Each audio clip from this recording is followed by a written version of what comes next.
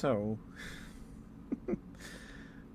for Christmas, my my grandma gave me some fun fact books because I like to talk about fun facts. Hey, you on? Hi, sweetheart. Good to see you. Hope you've been well. Hope you had a good Christmas. If you celebrate, of course. If not, I hope you had a good day. Hope you had a good week. It's not over yet, but I hope you're doing okay, Elon. Hope you're doing all right. Good to see you. Mwah, mwah, mwah. Um, but my grandma got me a few books. I feel bad because one of them is the Book of Unusual Knowledge, which I've received for as a throne gift like last year. Maybe that was this year, but I'm pretty sure it was last year. So I feel kind of bad, but I have this one. It's pretty thick. This was my grandpa's book. Um, this is the Uncle John's Awe-Inspiring Bathroom Reader by the Bathroom Readers Institute. And then on the cover, it's got like a toilet. So you're supposed to read this while you're pooping. Took delivery of an inventory Cybertruck earlier today. Couldn't be happier.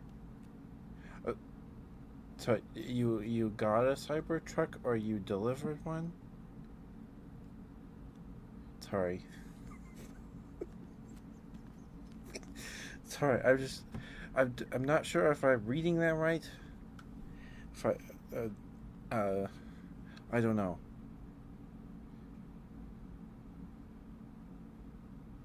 Oh, okay. Okay, I just wanted to be sure because it's like, oh, you delivered one. Nice. That's cool. That's probably fun.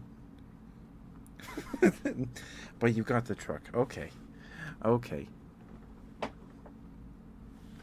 I did have a good Christmas. So I have this book, and my mom's aunt um, want wanted to give people her stuff because she's not doing great. I think um, she just has a lot of stuff too. So she wanted and she wants people wanted people to she's still around, but she wanted people to have her things. Um, so my mom and her sister went over there, and my mom got some like retro or antique Avon stuff. Avon is like I think it's an MLM. I think I don't know for sure, but I remember when I was like really little. We lived with my grandparents on my mom's side. I got these books from my dad's side, but there would my grandma would have a lady over in the quiet room, because it was like the living room, but it was like we weren't really allowed to play in there because it was we had other places. Anyway, that's where they had like guests and stuff for like uh uh yeah. Anyway, so they had the Avon seller lady over a few times. So I it might not be an MLM. I'm not sure because apparently it's been around for a while. Um, but my mom got like this ceramic cornucopia looking thing. Um, but so went into the living room after my mom got home, and there was a box of stuff was sitting next to the table in the living room, and I saw the top of the cornucopia, and I thought, oh, it's like a little sheep, ceramic sheep thing. Okay, and I picked it up, and I was looking at it like this. Where's the sheep's face? And I was turning around. It's a cornucopia. Um, so that was interesting. My mom thought it was a lion, and then there's a this seahorse shaped glass bottle for and they both the cornucopia and the seahorse both held bath oil. Anyway, All that to say, my mom got me some things from her aunt for Christmas, and uh, it's super cool. So she got me. If you've ever seen those memes of like the little Kermit plushie hugging the phone, or like sitting curled up hugging his knees, I have one of those. Um, it's and the Miss Piggy. The Miss Piggy isn't all plush. It's one of those plushes with like the plastic head with the hair. Um, so I have a Miss Piggy and a Kermit, and they're vintage. They are from '75. I don't know when those exactly released, but I have some. I have a Kermit and a Miss Piggy. That's super. They're so cute. Well, Miss Piggy's kind of creepy. Um, her hair needs a good like brushing. Um, but Kermit is so cute. It's so cute. Anyway, I had a great Christmas, Elon. Thank you for being here, dear. I hope you're still here.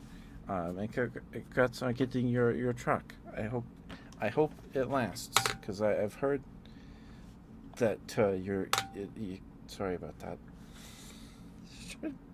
Messing with my water bottle. But I heard that it can like get damaged from you washing it or something. I don't know. I don't know. I hope it lasts. I hope you have a good time with it with your Cybertruck. I've only seen one in person, and it was like crossing the intersection in front of me, and they like wrapped it in like sky blue, I think, or is the reflect. I don't know. I'm pretty sure they wrapped it in blue, but that's the only one I've seen. That's the only one I've seen in person. I don't know if they're too popular around here. Um, anyway, I have this book, uh, Uncle John's it's AAH. That's why I made a weird sound. It's AHH inspiring bathroom reader. So it's I guess it's like Reader's Digest. Um, when was this printed?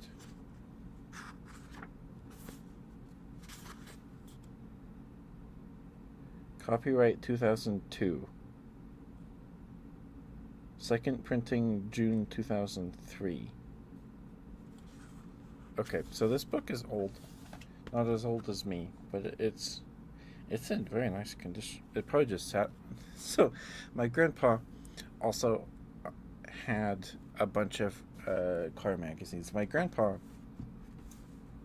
uh, uh, really liked cars, and he even built a T bucket hot rod by himself. Well, I'm sure he got help from people, but um, he built it. He put it together, and it's still in the garage. I don't. I think it works. Um, it probably just needs some work done on it. Um, if I can ever find a picture without me or one of my family members in it, I'll try to show you guys. Um, but it's a T bucket roadster, hot rod, and so my grandpa um, had all these car magazines sitting on the toilet tank. So I don't recall ever seeing this book. This might have been in like the cabinet above the toilet with like the towels and stuff in it. Maybe. Um, so this is 2003. So it's probably mostly about some dated things. Nothing current. Um, uh, but yeah, thank you for sticking through the ad break. Sorry, Elon. Sorry, Intato. Hope you guys have a good night. Thank you for sticking through the ad break. Also, this book was $16.95 US. I don't know if that's like good or not. I feel like that's a fair price for a book this thick, maybe. I don't know. I feel like nowadays this book would be like $25. maybe, I don't know. But after I unwrapped it, I was leafing through it, and there's a bookmark on page 40, 40 and 41, and it's a note card with a recipe for macaroni salad. So my grandpa was using this recipe card as a bookmark, which it almost made me cry. It's very sweet. It's very sweet. It's in cursive. I don't know if I can read this. So step one: cook 1 cup of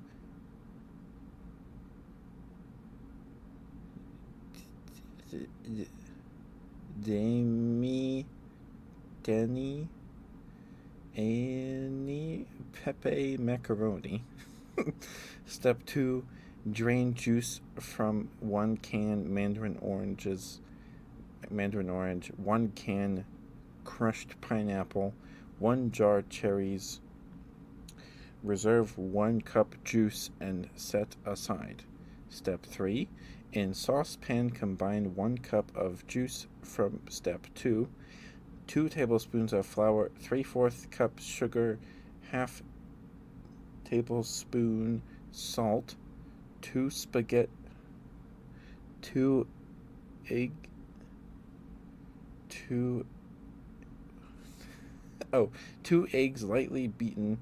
Cook over low heat to thicken. Remove from heat. Step 4: mix the macaroni, fruit, and the juice mixture in a large bowl. Chill overnight in refrigerator. When ready to serve, add 8. What is it? 3? Add one container of Cool Whip. Mix well and serve. 1 cup small marshmallow, optional. Serve. And use 2 canned mandarin oranges, 1 large can of pineapple. Can be colored marshmallows if desired.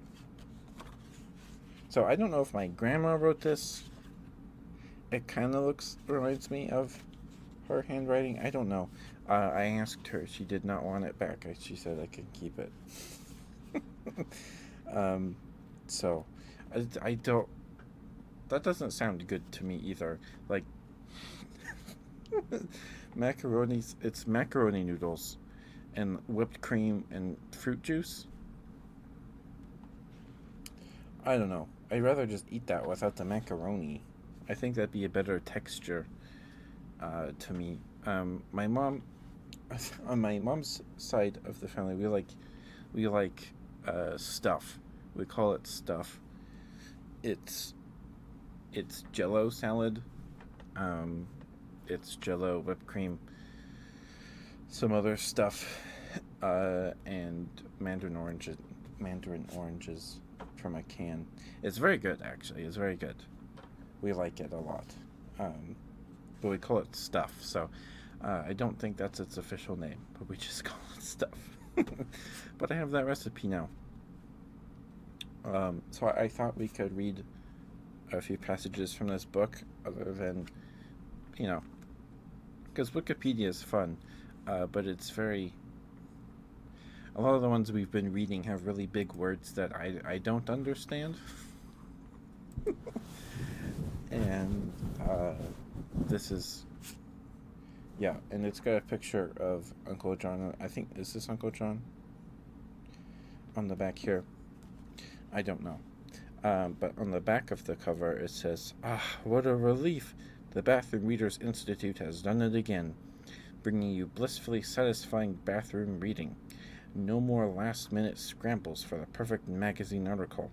Open to any page, you'll find humor, trivia, science, history, mythology, pop culture, and loads more. For your convenience, the contents that are identified by length. Quickies. for the reader on the go, regular length if you have a few minutes to spare, or the extended sitting section for a truly leg numbing experience. Strategically placed in the best seat in your home. Uncle John's inspiring bathroom reader allows you to sit back and relax. It's our 15th all new volume of superior throne room entertainment. Take a load off and read about the story behind Saturday Night Live, San Francisco earthquake 1906, invasion of the Frankenfish, wedding superstitions. Sorry, my model's going to be doing this a lot because I have to look down to read this. Gorgeous George, video games, and much more. Since 1988, the Bathroom Readers Institute has thoroughly researched your bathroom reading habits in order to serve the interests of the world's forgotten readers. Enjoy. Bathroom Readers Press, Ashland, Oregon. It's old. It's so old. It's got an ISBN number on the barcode.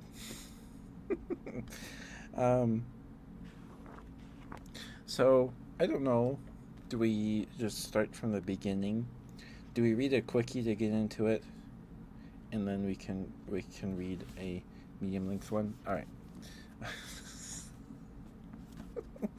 Okay. So, our regular readers rave. Your books are the greatest I've ever read. The eternal struggle for reading material has finally been quenched. From Tucker J. Thank you for the bathroom readers. I no longer have to read the backs of my shampoo bottles. My husband and I read so much in the bathroom that we refer to it as the study. From Carissa A. Carissa A. I've constructed a special shrine for my bathroom readers. I heard that people spend about 10 months in the throne room during their lifetime. I am sure, thanks to you, I'll spend a couple of years. William F. I want to thank you for the reply to my email, even though I feel that my life is exciting as as exciting as they come. I was tremendously pleased when I checked my email and found a personal reply. It makes me love the BRI even more. Steve S. I found your website very commodious. Quite easy to get a handle on. Frankly, I was bowled over. Flushed, actually. Almost fell off my stool when I discovered that Volume 6 was not the end of your role. I could barely keep the lid down. And the new books seem to have twice as many sheets as the prior ones.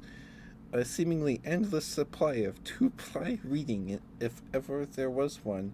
Thank God there's Uncle John to pull us through rough times. Uncle Harry Jr. I was not expecting that. That was funny. I love the bathroom readers. I take them everywhere I go. Before I found the BRI, I was unpopular with the ladies. Now that I'm a walking font of knowledge, they can't keep their hands off me. Thanks, Dwayne R.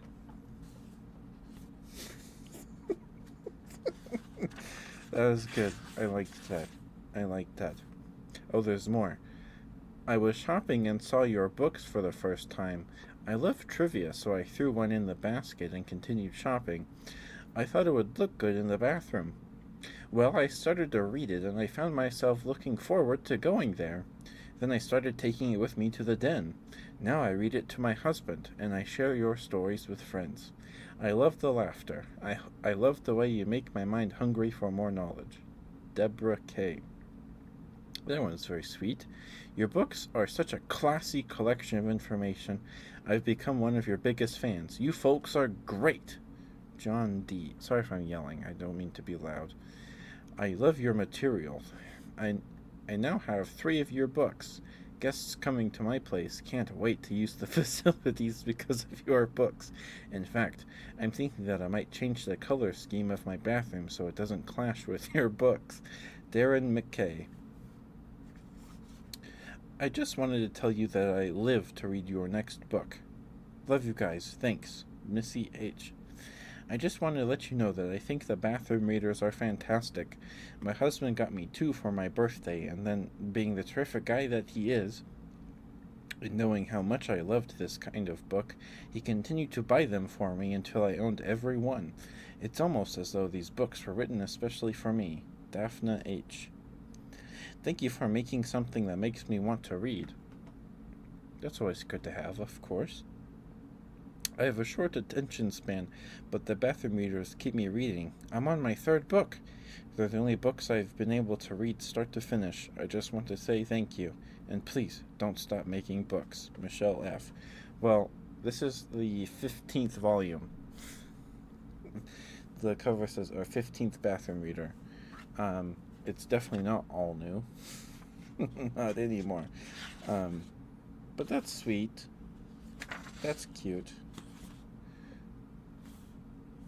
Alright.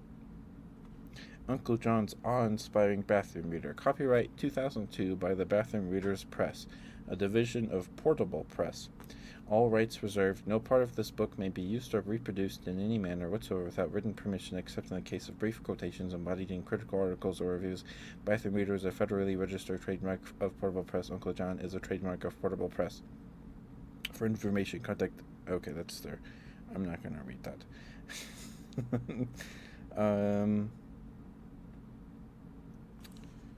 Has their ISBN number and their Library of Congress catalog card number. So I guess this is the second printing in 2003.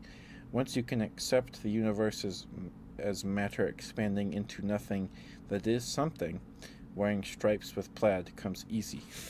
Albert Einstein. Alright, and then it has credits.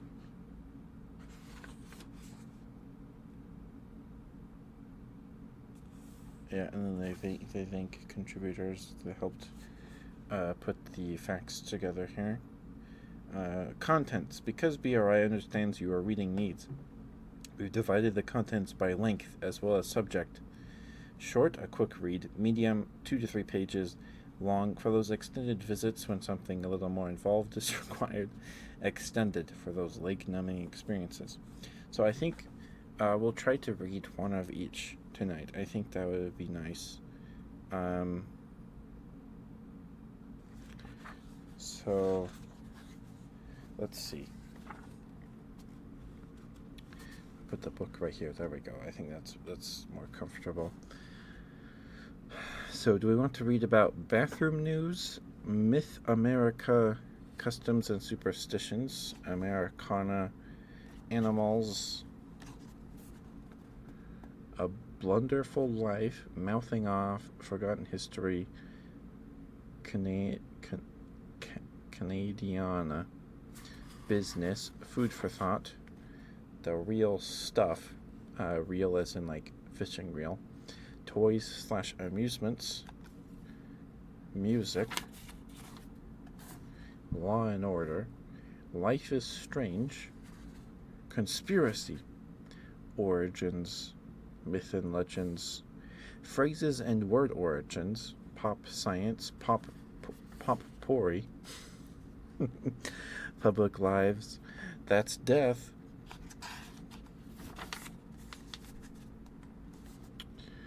politics, wordplay, be a sport, TV or not TV. I don't think we can read politics on a stream because then we'd have to like put a label on this stream maybe. I don't know. Okay. Let's see. Let's read about an animal here. Let's see.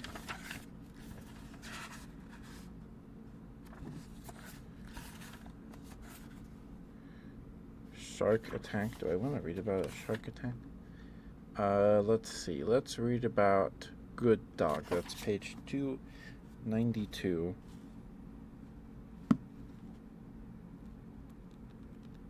Oh yeah, what's up?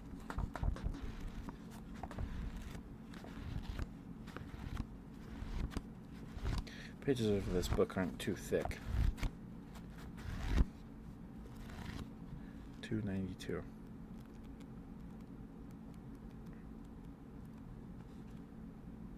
Okay, here we go. We'll read this. Let me drink some water real quick.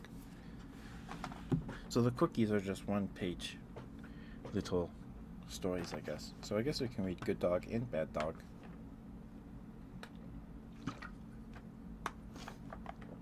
Okay.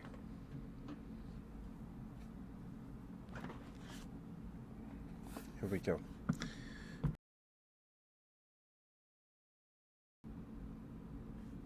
Sorry, I bumped the mic cord. That was probably not very pleasant. I apologize. Sorry. Mwah. All right. Good Dog. Can a dog be a hero? These people sure think so. Good Dog. Blue, a 2-year-old Australian blue heeler. What he did. One evening in 2001, Ruth Gay of Fort Myers, Florida, was out walking her dog when she accidentally slipped on some wet grass and fell. The 84-year-old woman couldn't get up, and no one heard her cries for help, except a 12-foot alligator that crawled out of a nearby canal. Gay probably would have been gator food if Blue hadn't been there to protect her. The 35-pound dog fought with the alligator, snarling and snapping, till the reptile finally turned tail. Then Blue ran home barking, alerting Gay's family that she was in trouble. Gay was saved. And Blue? He was treated for 30 puncture wounds. It's amazing that what an animal will do in a time of need, said the vet. He's a pretty brave dog. Good Dog. Trixie, a 6-year-old mixed breed, which she did. In 1991, 75-year-old Jack Fife of Sydney, Australia, was home alone when he suffered a paralyzing stroke. Unable to move, he lay helpless, waiting for someone to discover him. As the temperature outside climbed to 90 degrees, Fife was crying for water, and that's just what Trixie brought him. She found a towel, soaked it in her water dish, and then laid it across Fife's face so he could suck out the moisture. She repeated this every day until her water dish ran dry. Then she dipped the towel in the toilet. After 9 days, Fife's daughter stopped by and found him, still alive, thanks to Trixie. Wow. Okay. That's this is interesting. Hope he did. Hope he flushed before then. Good Dog. Sadie, an English setter. What she did. Michael Miller was walking Sadie when he had a massive heart attack. He was unconscious, but his hand was still wrapped around Sadie's leash. Sadie tried to revive him by licking his face. When that failed, the 45-pound dog began pulling the 180-pound man towards home. For an hour and a half, the dog labored to pull his body homeward, a third of a mile away. Finally reaching the back door, the dog howled until Miller's wife came out.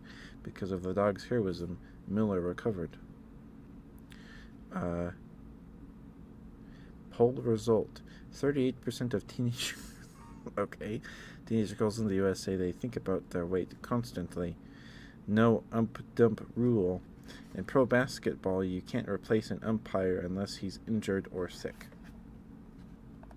Interesting. Bad Dog. Can a dog be a pain? These people think so. Bad Dog. Bear, a Newfoundland. What he did. Glenn Shaw, a trash collector in New Hampshire, occasionally brought Bear along on his route. On December 20th, 2021, Shaw got out of his 10-wheeled compactor truck to load some garbage into the back, and Bear somehow released the handbrake. As the truck began to roll downhill, Shaw ran after it, but it was no use. The runaway truck plunged into the Saugon River, and Shaw plunged in behind it to rescue the dog. Good news, the dog survived. Bad news, it took a hazardous waste crew more than 2 hours to clean up the mess. Bad Dog. Jake, a 3-month-old Rottweiler. What he did? The Dodson family of Norman, Oklahoma, went out and left Jake in the same place I always left him, the utility room. They returned hours later to find Jake in a smoking pile of rubble where their home used to be. Evidently, Jake had flipped the gas line switch, filling the room with natural gas, and when the hot water heater kicked on, the gas exploded. Jake was hurled clear of the explosion and escaped unharmed. Bad dog, a boxer. Muammar Gunny, 46, of Denizli, Turkey, had a heart attack while he was walking his dog in the park. The animal stood guard over his fallen master, barking and keeping would-be helpers at bay. By the time relatives arrived on the scene to pull the dog away, it was too late. Doctors pronounced Gunny dead.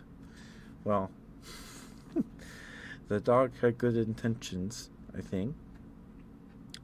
Seemed so. Bad dog. Stinky, a 6-year-old mongrel. What he did.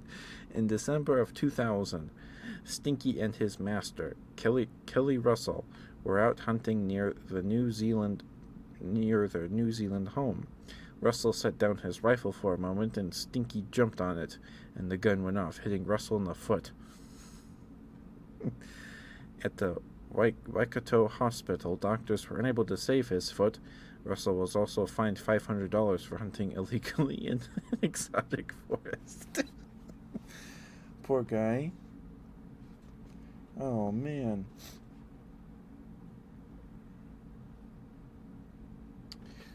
That's kind of funny. It's kind of funny. Okay. Now let's read a medium one. Let's see.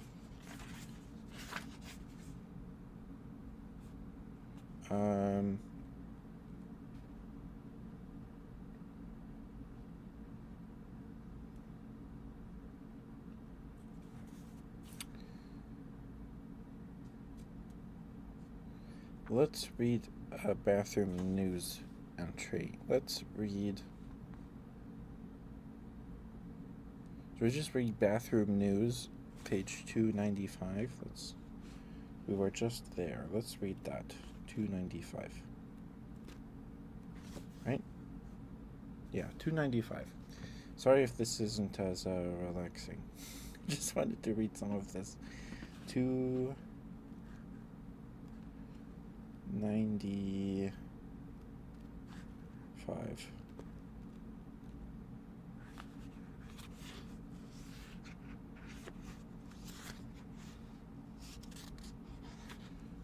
Okay, here we go. This is page 295, bathroom news. Here are a few choice bits of bathroom trivia we've fleshed out over the years.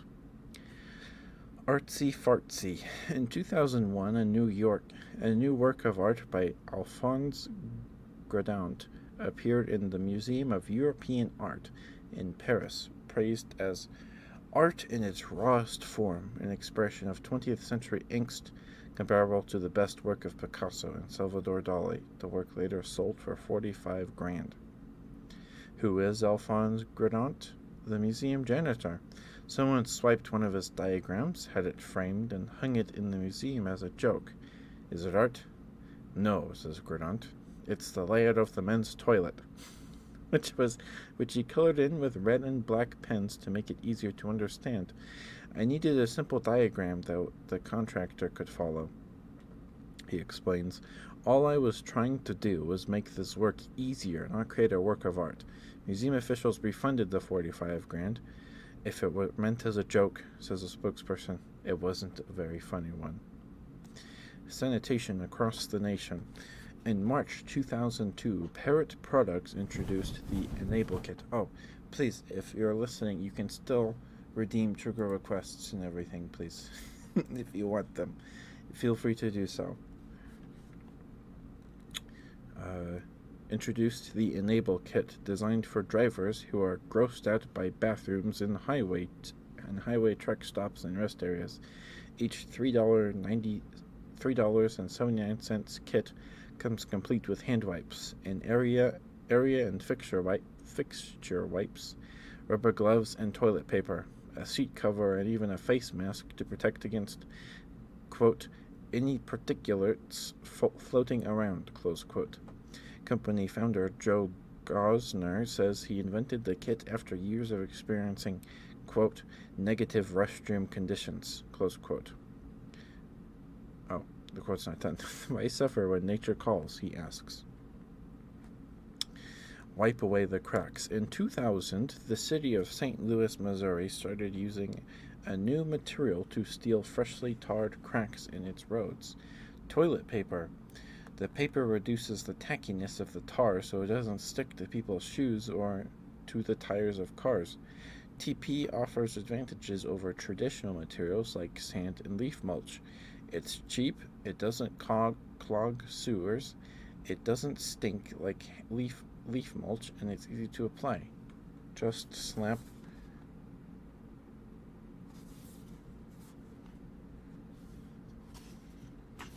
just slap some onto a paint roller, attach a broom handle, and unroll it right over the tar. Bonus: as the toilet paper degrades, it adds an optical illusion. Stoop down and look at it, says Nigel Martin, a city worker assigned to TP duty. It looks like snow, doesn't it? Tastes like Switzerland. In February 2001, a Swiss man named Roger Weisskopf won a lifetime supply of toilet paper after he went on the German television show Wetten das and demonstrated his unusual talent, being able to identify the name and country of origin of any brand of toilet paper by tasting it. More precisely, by licking, sucking, and chewing, close quote, wads of stuff until it gives up its secrets. No word on whether Weisskopf ate his prize. It took him a year of practice to develop his skill, which friends and loved ones encouraged by bringing home foreign toilet paper whenever they traveled abroad. According to Weisskopf, and he would know, Swiss paper tastes the best, while Japanese paper tastes the worst. It tastes like mothballs, he says. It nearly turned my stomach when I was practicing. Weisskopf is now developing a singing toilet lid to cash in on his fame. Like money in the tank. In the 1960s, the exchange rate for Indonesian currency was 325 rupiah to $1. Distressed by the high cost and low quality of Indonesian toilet paper, some Western tourists started buying sen notes worth 1/100th of a rupiah, or 32,500 to the dollar, and using them for toilet paper. What goes down? Japanese engineers had a problem in 1993 with some of their new high-speed bullet trains. Everything in the trains was high-tech except the toilets, which were the old hole-in-the-floor style. The problem: when the train went through a tunnel, it created, quote, compressed atmospheric pressure, close quote. In other words, whatever went down the hole came back up, splattering whoever was in there. So were the toilets recalled? Not a chance. Railroad officials just posted signs warning passengers not to use the toilets while the trains were going through a tunnel. They also set up a fund to pay for hot baths and laundry service, just in case.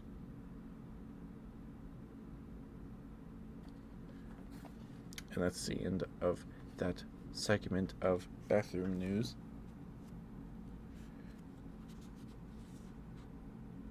Okay, I kind of want to read the one that my grandpa had the bookmark in.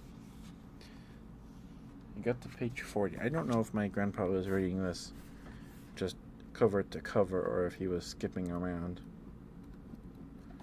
But on page 41, I also don't know if he was picking up left off on the back of page, or on page 40, or the beginning of Great Scott on page 41. So we'll just read Great Scott. Great Scott, workplace wisdom from Scott Adams, creator of Dilbert, America's favorite anti-corporate comic strip. Dilbert's that comic strip with that dog that wears glasses and a tie. I don't know much about. I think it got like a cartoon adaptation a long time ago. Um, that might have been after this was written, after this book was published. I'm not sure. These are all quotes from Scott Adams. I've discovered what I call the Bill Gates effect. That is, the more successful you are, the uglier you get. Good night, Toto. Thank you for being here. Mwah. Mwah. Thank you for spending time with me tonight. Thank you. Hope you get some good sleep. Thank you, thank you. Thank you, dear. Get some good sleep. Informed decision making comes from a long tradition of guessing and then blaming others for inadequate results. This is the principle behind lotteries, dating, and religion. Reporters are faced with daily choice of painstakingly researching stories or writing whatever people tell them. Both approaches pay the same. The only risk of failure is promotion. Nothing defines humans better than their willingness to do irrational things in the pursuit of phenomenally unlikely payoffs. It's hard to argue with government. Remember, they run the Bureau of Alcohol, Tobacco, and Firearms, so they must know a thing or two about satisfying women. Oh my goodness. This was written in 2002. Was written in 2002. I doubt this has swear words in it. It doesn't seem like it does. Not that we haven't found one anyway.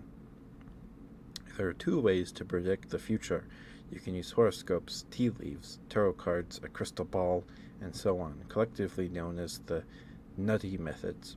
Or you can put well-researched facts into sophisticated computer models, more commonly referred to as a complete waste of time. I find it a lot easier to simply make stuff up. Always avoid meetings with time-wasting morons. In the future, the most important career skill will be a lack of ethics. A mission statement is defined as a long, awkward sentence that demonstrates management's inability to think clearly. All good companies have one. By definition, risk takers often fail. So do morons. In practice, it's difficult to sort them out. The Dilbert principle: people are idiots. That's where my grandpa left off in this book. And on page 39, I don't know if I want to read that one. Special tips for hiring women.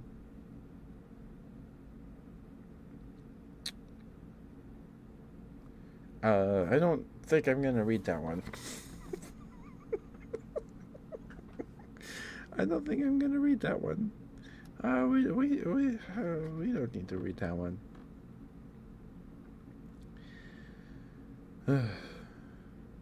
Okay, that's a cover.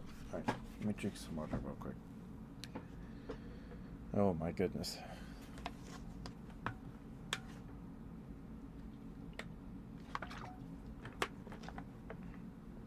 Okay. Excuse me, sorry. This is page 36. It's just some headlines. These are 100% honest to goodness headlines. Can you figure out what they were trying to say? Factory orders dip. It's the factory order dip. Orders from the factory dip. Interesting. Sun or rain expected today. Dark tonight. Okay.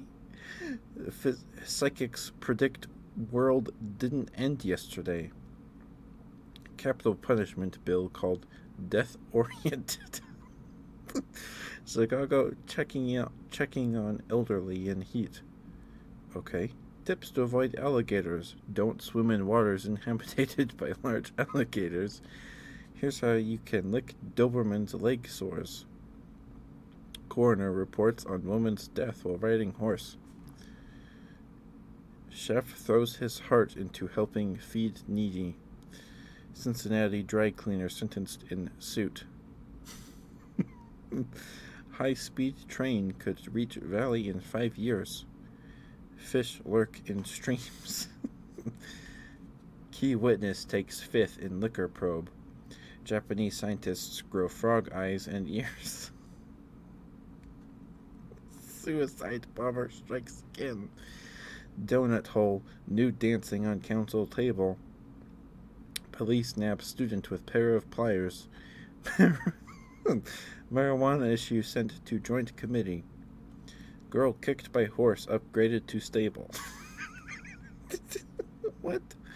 Killer sentenced to die for second time in 10 years. Court rules boxer shorts are indeed underwear. Nuns forgive break-in, assault suspect. Elimination of trees could solve city's leaf burning problem. Oh.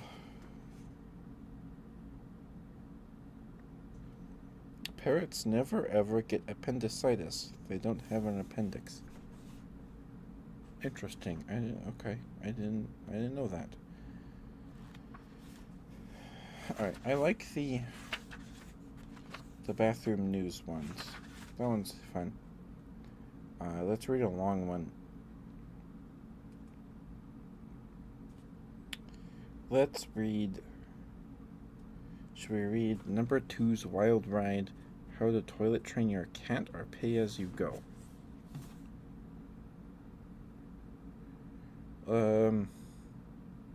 Let's do number 2's Wild Ride. Sure.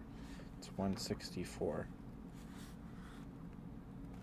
I don't know if this is relaxing, if I'm putting anyone to sleep with this. 164. Number 2's Wild Ride. Okay.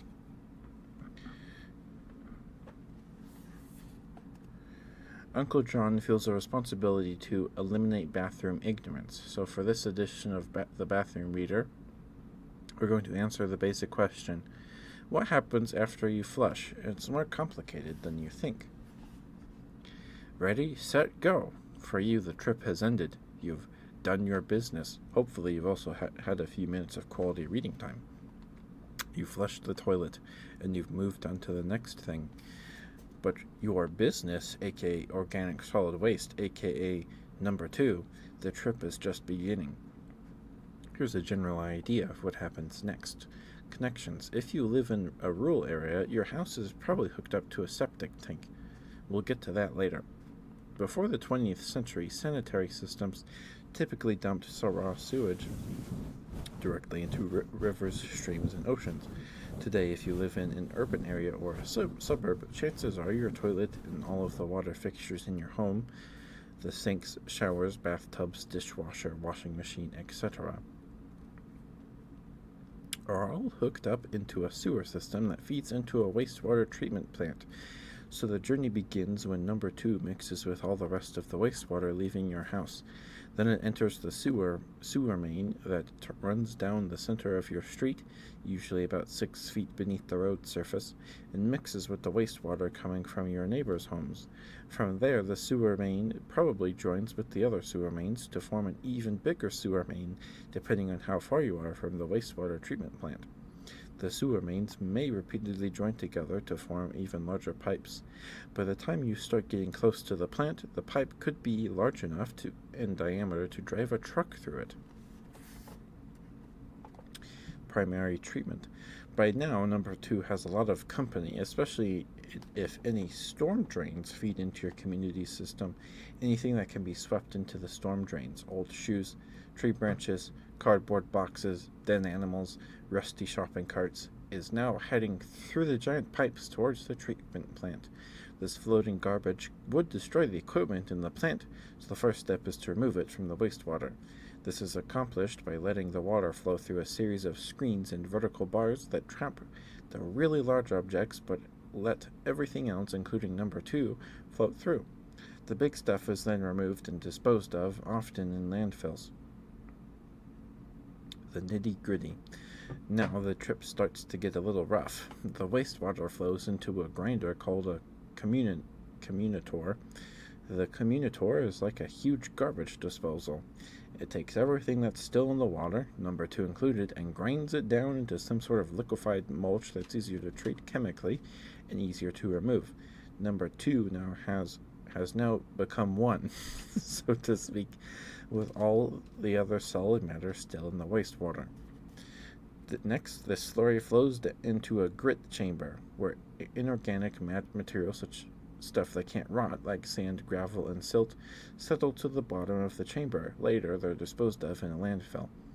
The wastewater then flows from the grit chamber into a closed sedimentation tank, where it is allowed to sit for a while so that the organic matter still in the water has a chance to settle to the bottom of the tank, where it can be removed. Have you ever dropped a raisin into a glass of 7-Up and watched the bubbles carry it to the top of the glass? So the folks that designed treatment so have the folks that designed treatment plants. Some plants use a flotation tank instead of a sedimentation tank. They force pressurized air into the wastewater, then pump this mixture into an open tank, where the bubbles can rise to the surface. As they float up, the bubbles carry a lot of the organic material to the surface with them, including what's left of pour number 2, making it easier to skim from the surface and remove. By the time the wastewater has been processed through the sedimentation tank or the flotation tank, as much as 75 to 80% of solid matter has been removed, the sludge report. So what happens to all the organic solid matter, i.e. number 2 and all his friends, that has just been removed from the sedimentation tank? It gets turned into fertilizer. It goes into a thickener, where it's, you guessed it, thickened. Then it's fed into a closed anaerobic tank called a digester, where it's, right again, digested. Enzymes break down the solid matter into a soluble, dissolvable form. When acid-producing bacteria ferment it, breaking it down even further into simple organic acids, bacteria then turns these organic acids into methane and carbon dioxide gases. The entire process of decomposition can take anywhere from 10 to 30 days, during which time it will reduce the mass of the organic matter by 45 to 60%. What's left of the digestion sludge is pumped out onto sand beds, where it's allowed to dry. Some of the liquid in the sludge percolates down into the sand, and the rest evaporates into the air. The dried organic material that's left can be used as a solid conditioner or fertilizer. Moral of the story: wash your vegetables before you eat them. Secondary treatment. That takes care of the organic matter, the part of the process known as primary treatment. Number 2's trip is now at an end, but what about the liquid in the sedimentation and flotation tanks? Taking care of that is known as secondary treatment. Some treatment plants pump the water through a trickling filter, where the water flows over a bed of porous material that's coated with a slimy film of microorganisms. The microorganisms break the organic matter down into carbon dioxide and water. Another process utilizes activated sludge, living sludge that is made up of millions upon millions of bacteria cells. The wastewater is pumped into a tank containing the sludge, and the bacteria absorb any remaining organic matter. Finally, the wastewater is produced in something called a secondary clarifier, which removes the bacteria before they are discharged back into the environment.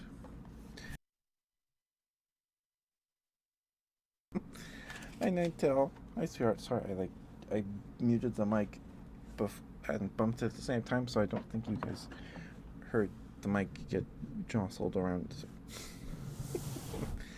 Hi, Nightel. Mwah, mwah, mwah. Hi, Nightel. How are you, sweetheart? How you doing? Good to see you. Hope you're doing well. We're reading fun facts out of this book I got from my grandma for Christmas. This used to be my grandpa's book. We're reading about waste disposal right now. I don't know if it's very relaxing. Probably not. But I don't know. I wanted to read some of this book. But I hope you're doing okay, Nightel. I hope you had a good Christmas. Good to see you. Chicken. That is a chicken. You have a lot of cozy emotes. It's very cute. They're very cute. I like the Mareep. The Mareep one is cute. Some water treatment facilities don't use. Hi, Nighty! Drink water. Thank you, Nighty. I will drink some more water. Hi, Nighty. How are you, sweetheart? How are you doing? Hope you've been well.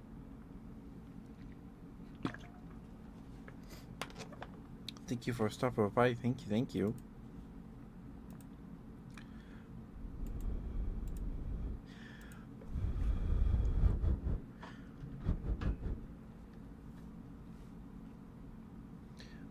So the past few ASMR streams, we ended up just reading some Wikipedia articles, and that was pretty fun.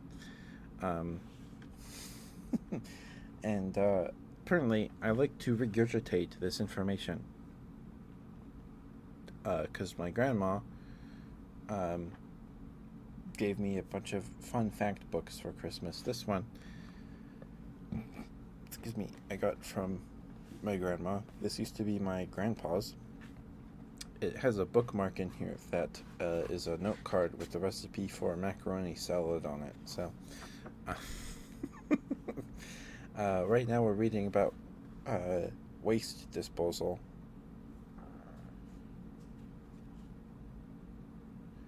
But my Christmas was good. I'm doing good until Undyne. I got some manga.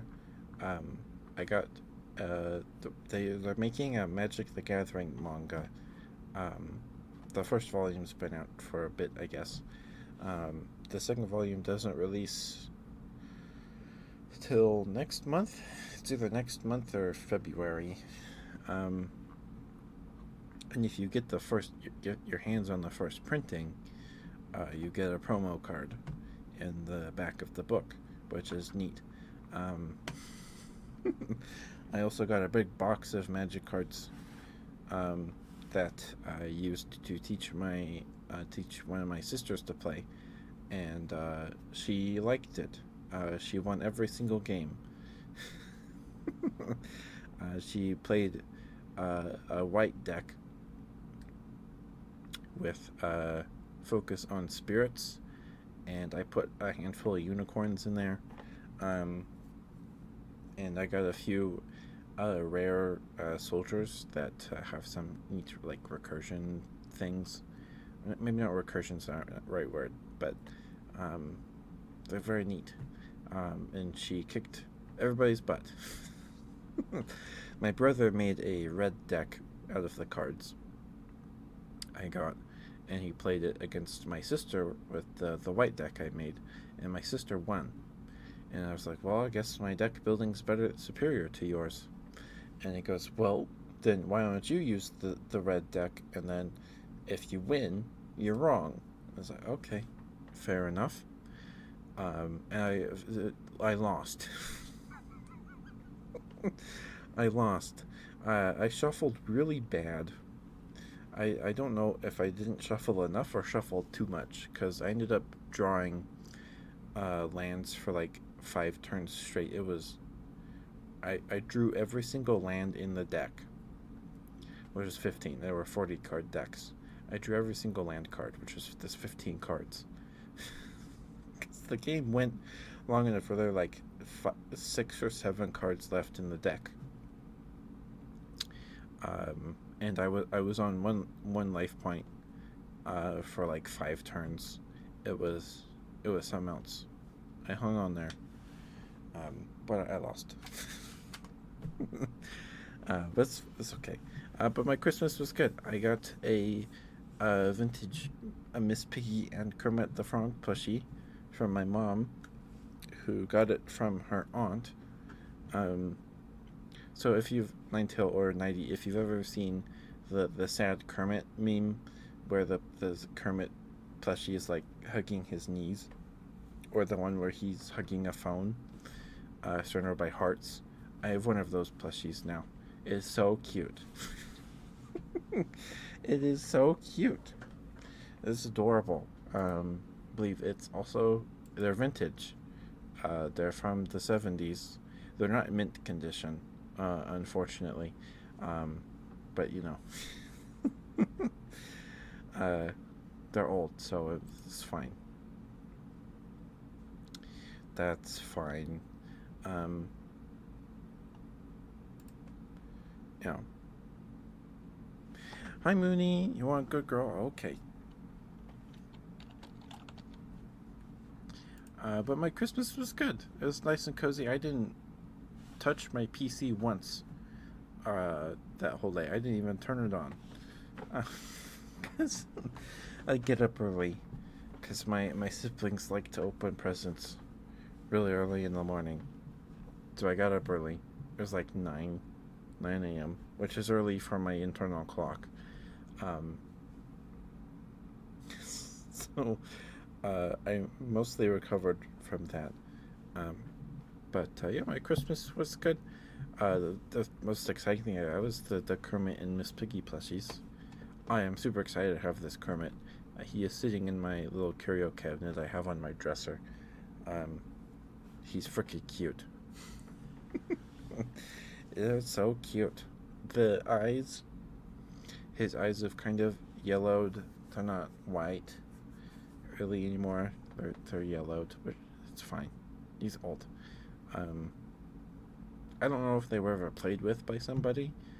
Uh, they were in like remarkable condition. Like there's no damage stitching or anything. Really nice. Really, really, I'm super excited to have them. Hi, Julian. Thank you for being here. Thank you, thank you. Okay, I'm gonna do your good girl, Mooney. The ad break starts in 3 minutes. I'm gonna get it before the ad break starts. But I hope you had a good Christmas, Mooney. Drink water. I will drink it. I guess I'll drink the water now. Thank you, Julian. Thank you.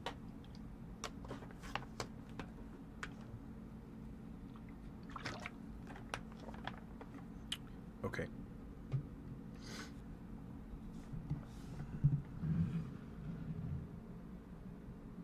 Oh, right. You went to the doctor.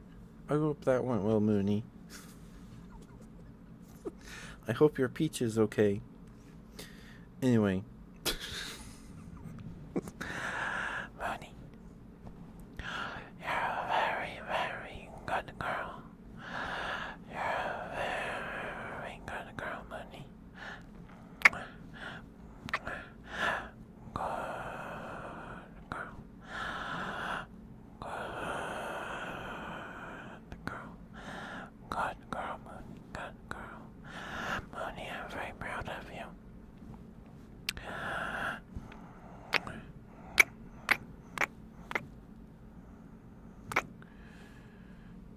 There's, uh, you were shrunk. Your butt's not broken. Let's go. It just hurt because you fell pretty hard. I'm guessing, maybe. Nice. Oh, okay. I'm glad you didn't break your tailbone either. That's good. I'm glad your peach is okay. A fall was the pain, yeah. Good girl, Mooney. Good girl. I'm very, very proud of you. You work very, very hard. Thank you for being here. Thank you for spending time with me. Thank you for chatting and lurking on the streams. Thank you, thank you. It's very sweet of you. Good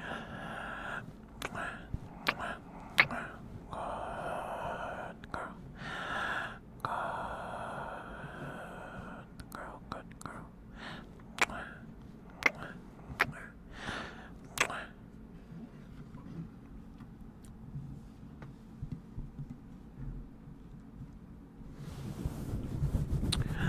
Good girl, Mooney. Good girl. Yes, you are.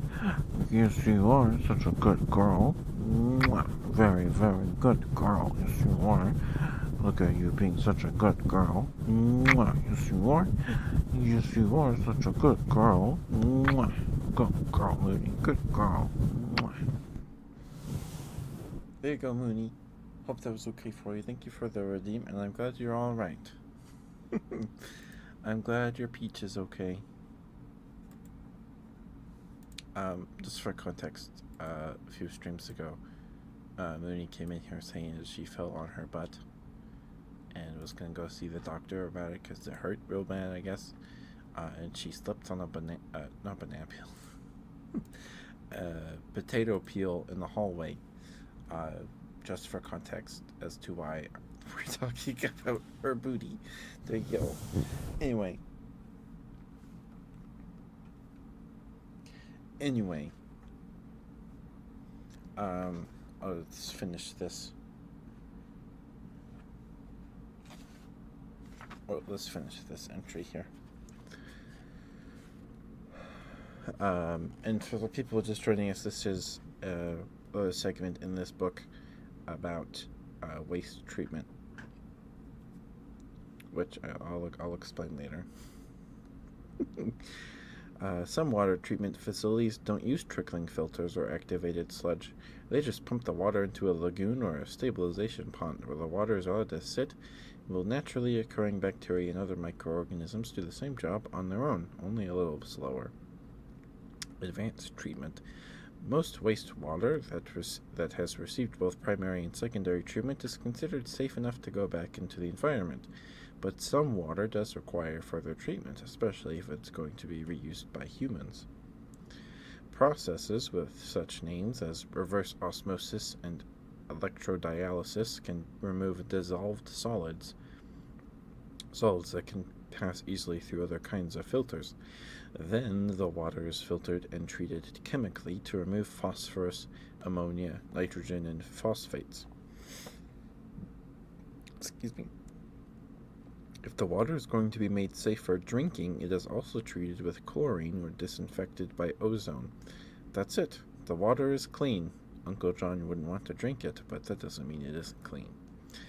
Down-home flushing. Not everyone is hooked up to a water treatment facility. If you live out in the country, you may be hooked up to a septic tank, which performs the same wastewater treatment functions, only more simply and naturally. The water from your toilets, bathtubs, showers, and sinks feed into a simple tank, usually made of concrete, cinder blocks, or metal. Solid matter settles to the bottom and the liquid remains on top. The liquid overflows into a system of underground trenches, often filled with rocks or gravel, where it can safely dissipate into the surrounding soil and biodegrade naturally. The solids settle at the bottom of the tank and break down organically. You can help the process along by adding special yeast and other treatments to the septic tank. If this isn't enough, it may have to be pumped out. Power corrupts. Absolute power is kind of neat. John Lemon, U.S. Secretary of the Navy. I don't know if that's a real quote.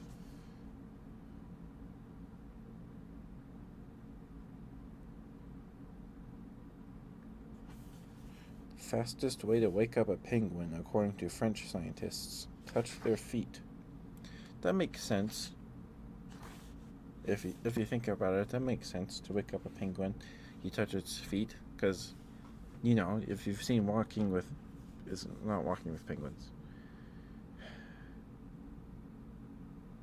March of the Penguins. If you've seen March of the Penguins, or just seen a penguin, they keep their baby by their feet to keep their baby warm. So it kind of makes sense that if you want to wake up a penguin, touch their feet, because then that means their baby needs something, right? Or something's wrong. So that makes sense. Yeah, that makes sense. Also, it is a very interesting book.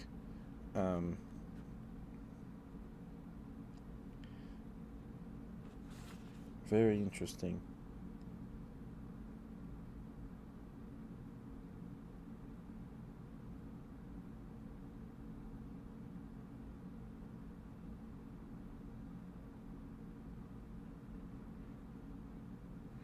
Oh. Anyway, welcome back from the ad break. Sorry about that.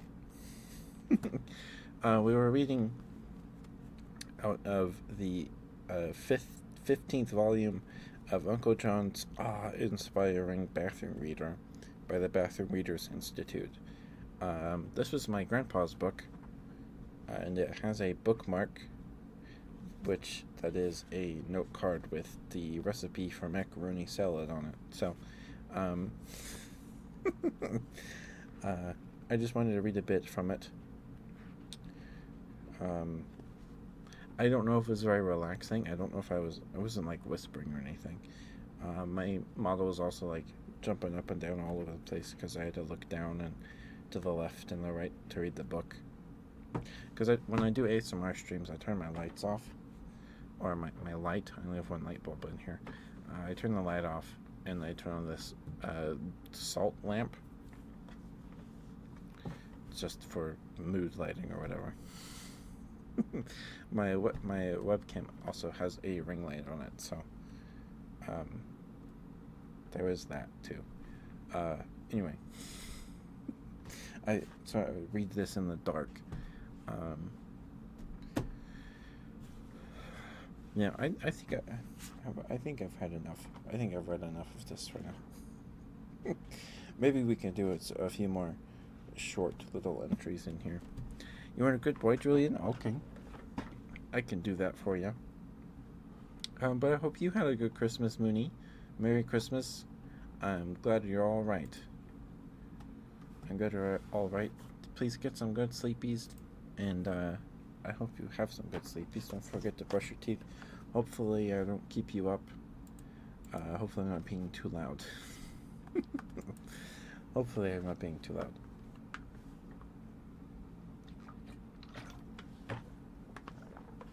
Okay.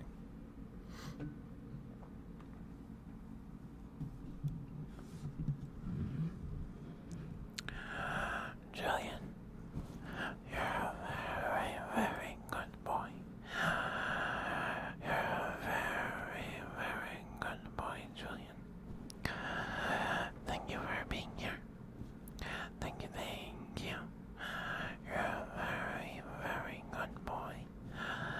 Thank you for spending time with me tonight. Thank you, thank you. Good boy. Good boy.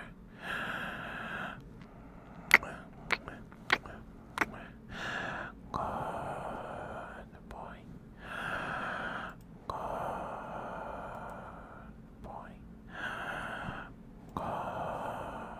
boy, Julian. Good boy.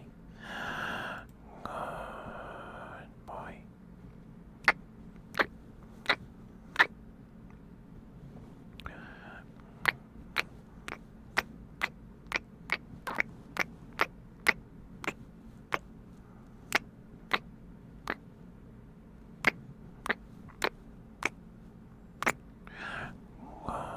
Good boy, good boy.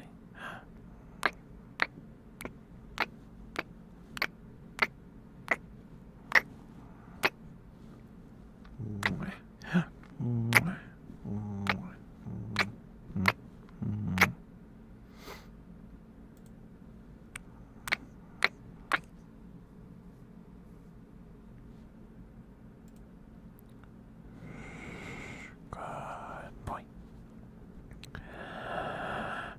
Good boy, good boy, good boy.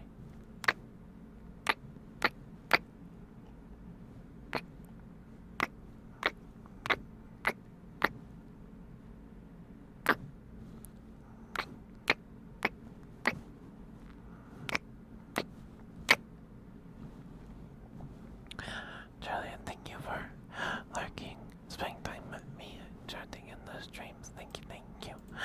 It's always good to see you. Good boy, Julian. Good boy. Good boy. Good boy. Good boy. Good boy.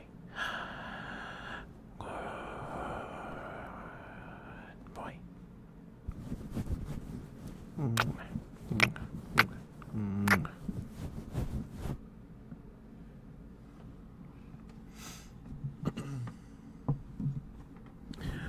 Good boy, Julia. Good boy. Good boy. Yes, you are such a good boy. A very, very good boy. Yes, you are. Yes, you are such a good boy. A very, very good boy. Look at you, being such a good boy. Yes, you are. Yes, you are such a good boy.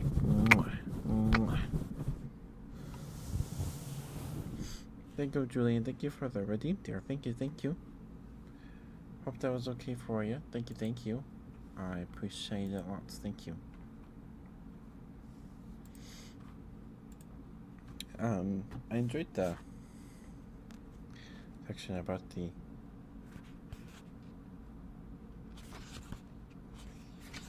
dogs. That was funny.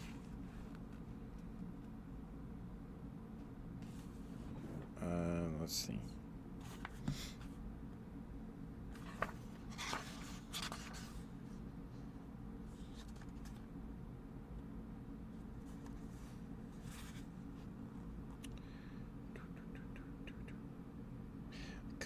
Box office bloopers?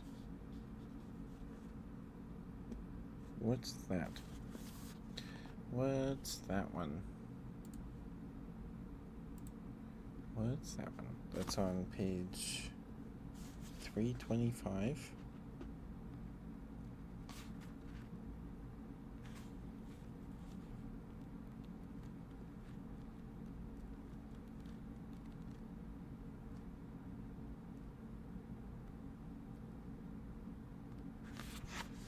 Okay, let's see here. What's this?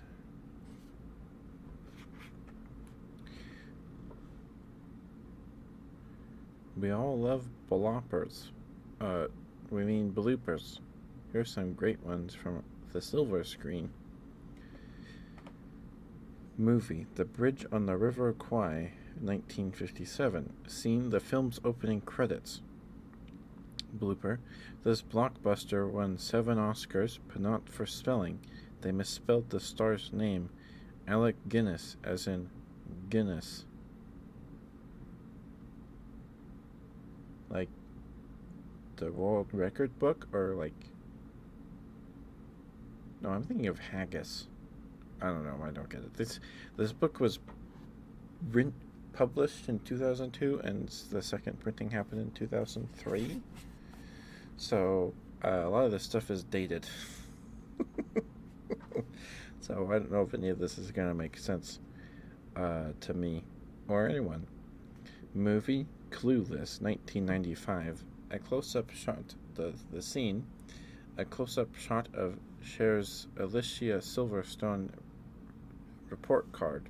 Blooper, the name on the report card is Cher Hamilton, not the character's name, Cher Horowitz. Interesting. Movie Vanilla Sky, 2001. Scene Julie, or Cameron Diaz, and David, Tom Cruise, are in the car. Julie goes crazy and drives it off a bridge. The blooper, the exterior shot reveals there's no one in the car. Movie Die Hard. I know that movie. 1989. When Sergeant Al Powell, Reginald Viljohnson, crashes his squad car, his forehead is bleeding pretty badly. Blooper. Throughout the remainder of the film, no evidence of the wound is present. Movie Double Indemnity, 1944. Scene Fred McMurray plays a bachelor. Blooper. Then why is he wearing a wedding ring? It must have been like taboo to take it off or something. Maybe he didn't want to.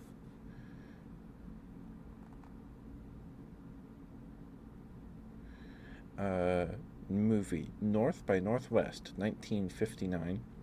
Scene in a restaurant. Eva Marie Saint pulls a gun on Thornhill, or Cary Grant. Blooper. Just before the shot is fired, a boy sitting at a table in the background puts his fingers in his ears to muffle the sound of a gun, so he has no way of seeing, but obviously knows is there.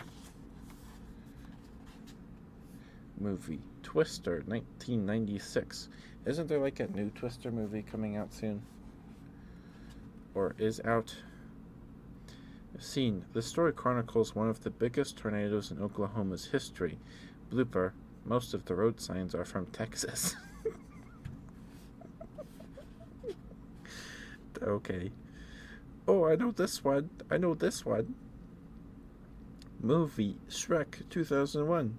Scene Shrek, Mike Myers, and Fiona Cameron Diaz blow up some balloons and let them go. Blooper. The balloons fly up in the air. Okay, we know they're fairy tale characters, but that doesn't explain how they could exhale helium. That's true. I never thought about that. Movie. I feel like they're kind of. It's a cartoon, but, I feel like they might be kind of reaching with that one. Maybe. I don't know. Movie Independence Day 1996. Scene inside a tunnel. Jasmine, Vivica A. Fox, and her son Dylan, Ross Bagley, escape through a service door just before they're overtaken by a wall of fire. Then Jasmine calls the dog. Blooper. Even allowing Hollywood its usual artistic license, the fact that Jasmine and Dylan make it out is barely plausible. But the dog? A shockwave is tossing cars like toys, yet somehow Superdog manages to jump out of the way barely a few feet in front of it. Movie Kate and Leopold 2001. Scene spectators on a bridge are waving American flags. Blooper. The flags will have 50 stars. In 1876. Movie Pulp Fiction 1994. Vincent, or John Travolta, and Jules, Samuel L. Jackson, are in an apartment when someone busts out the bathroom and starts shooting at them. Blooper. The bullet holes are in the wall before the gunman starts shooting. Movie Cocktail 1988. Scene Tom Cruise goes into the Regency Theater in Manhattan and gets into a fight. Blooper. It must have been a long fight. When he went into the theater, Barfly appeared on the marquee. When he exited, it was Casablanca.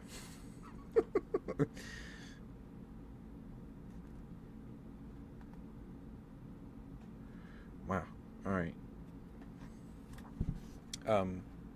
But the dog surviving the blast in Independence Day, they said Superdog in it.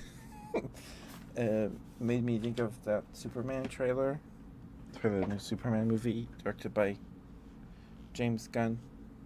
I liked it. Like, it didn't seem bad. I don't know. It had very Guardians of the Galaxy vibes, which I guess makes sense because it's directed by James Gunn. But it starts with him laying in the Arctic or whatever, and then he whistles and whoosh, and like, so I'm not a big fan of DC, but one of the cartoons I remember watching somewhat when I was little was the Krypton, whatever the super dog's name is. He had a cartoon, and the villain was like Lex Luthor's cat or something. So the part of Superman that I'm most nostalgic for is the dog. So that was kind of neat to see him in a movie in the first place, I guess, because I haven't seen the Superman movies in a long time. But yeah, I think it looks interesting. I don't know if I'm going to go see it in theaters. Maybe if my dad wants to go with me, or my dad asks me to go. But yeah, I just thought that was interesting. I just wanted to talk about that. Anyway, let's read. How long is this one? Okay, just 2 pages. Okay, that's fine. Mother Nature is out to get you. This is page 327. When you hear the word danger, you probably think. I have to hold the phone. Book. Hold the book right in front of me, otherwise my model. Excuse me. The twitch is all over the place. When you hear the word danger, you probably think of slippery floors, shifty criminals, or busy intersections. These days, people tend to ignore the threats posed by the natural world, but after reading this article, you may decide not to come out of the bathroom. It's a dangerous world out there. Beware of your backyard. Explanation. Some common garden plants and potentially fatally toxic. Wait, hold on. I skipped a line. Some common garden plants and shrubs can kill you if you eat them.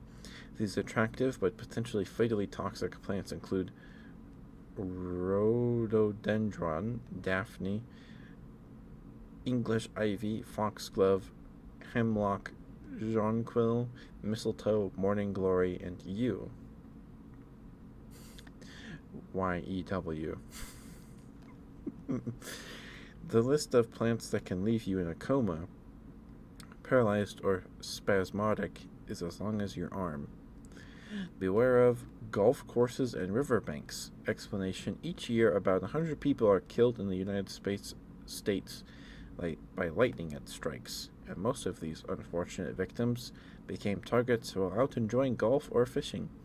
A typical lightning flash carries about 15 million volts, so you don't want to be caught swinging a number 5 iron or a 20-foot fishing rod when a storm comes by.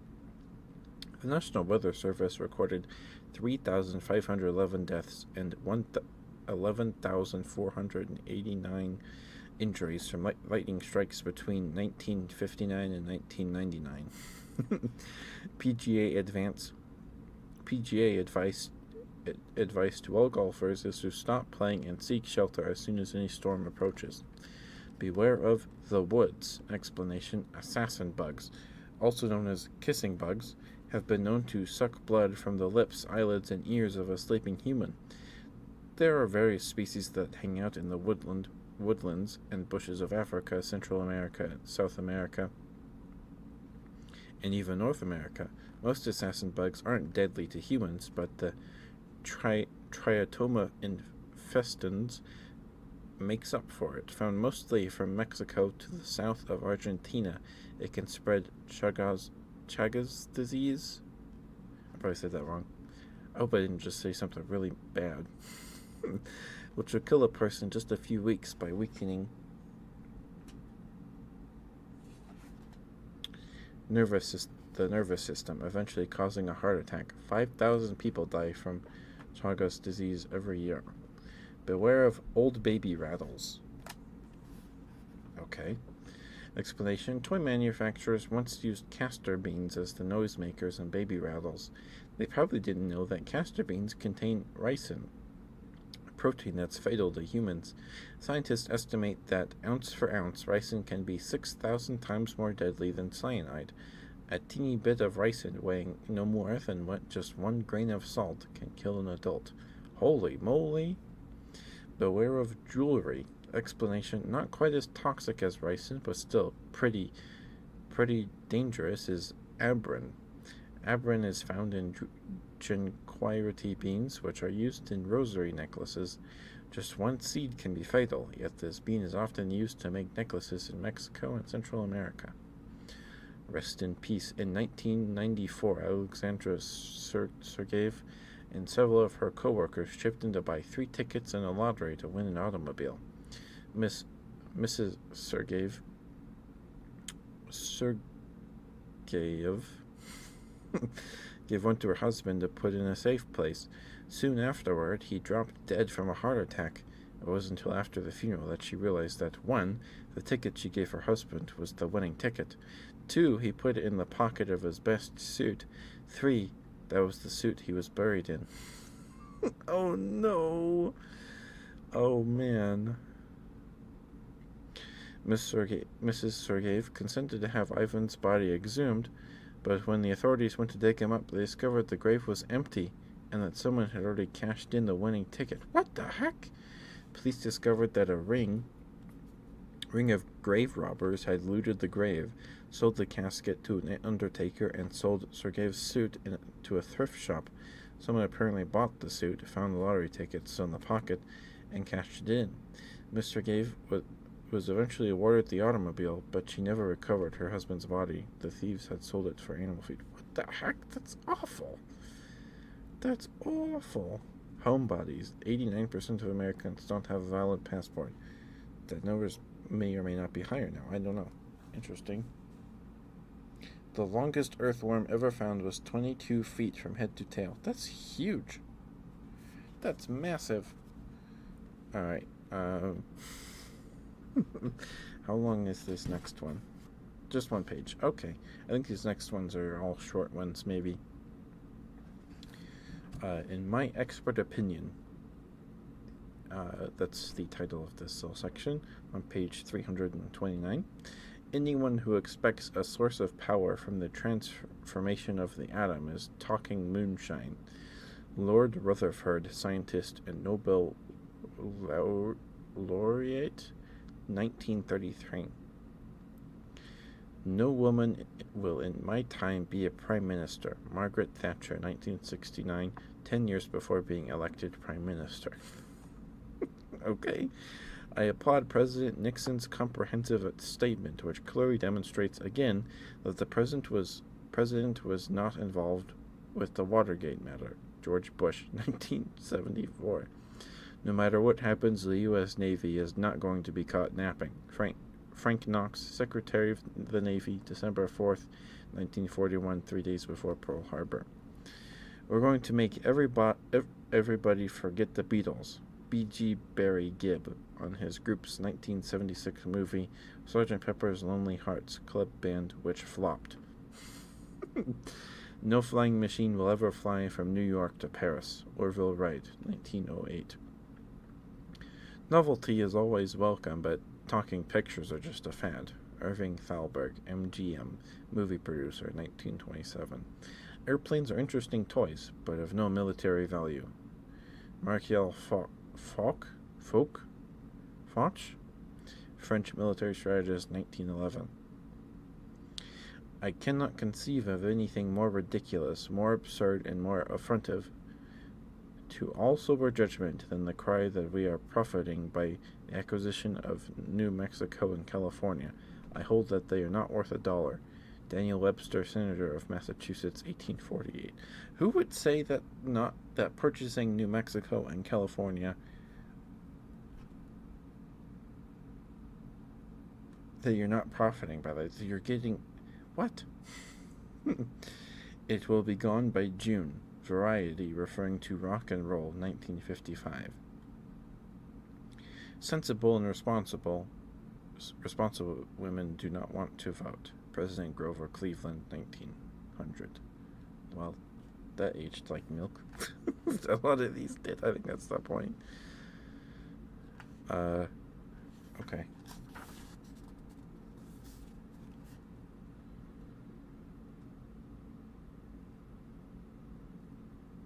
Let's see.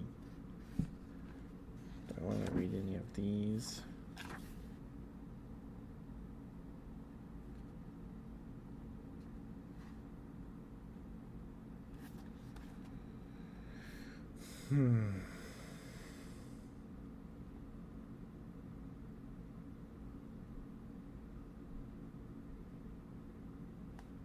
Okay. I think I'm done. I've had enough. I guess there was some sections out of Uncle John's awe-inspiring bathroom reader by the Bathroom Readers Institute, the 15th bathroom reader. There you go. Printed in 2003 and published in 2002. I think this is the second printing, because it says second printing 2003. So, there you go.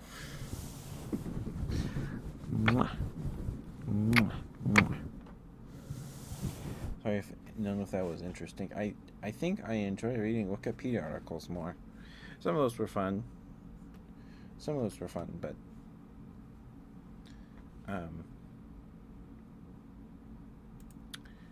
yeah. Some of those were fun, but anyway. Hopefully I didn't keep anyone up.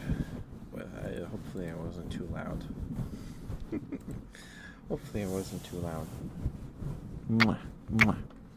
Oh, I forgot to talk about this earlier. I should have done it earlier. To anyone here, we are tomorrow afternoon, 12 p.m. Mountain Time. We'll be playing more Atlas with Mara, with Teddy Mara. Let me give Mara a shout out here.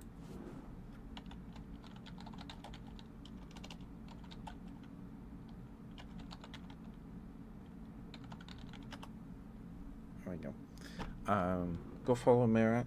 We're going to play at noon. I don't know if Mara's going to be streaming on his end or what. I also don't know how long we're going to be playing. But if last time we played is anything to go by, well, that was like 6-7 hours. So,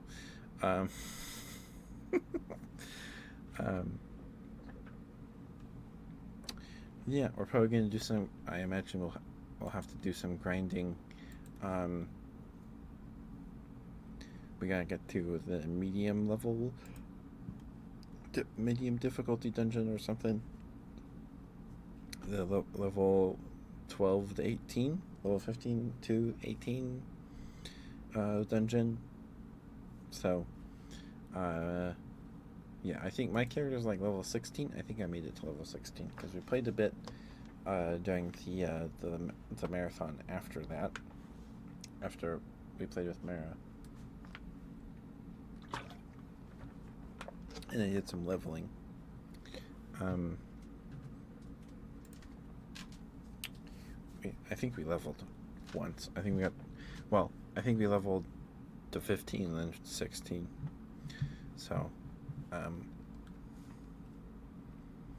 but I'm very excited. I'm very excited to play more Atlas tomorrow.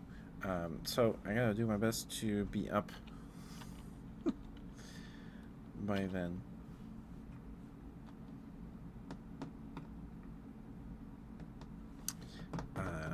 Should be. Mara apparently fixed his sleep schedule, so he's okay.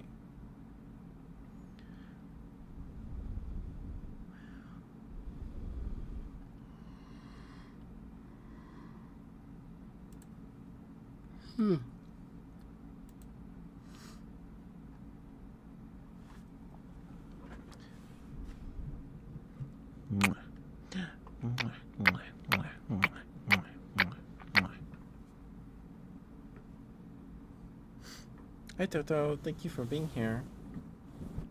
Thank you.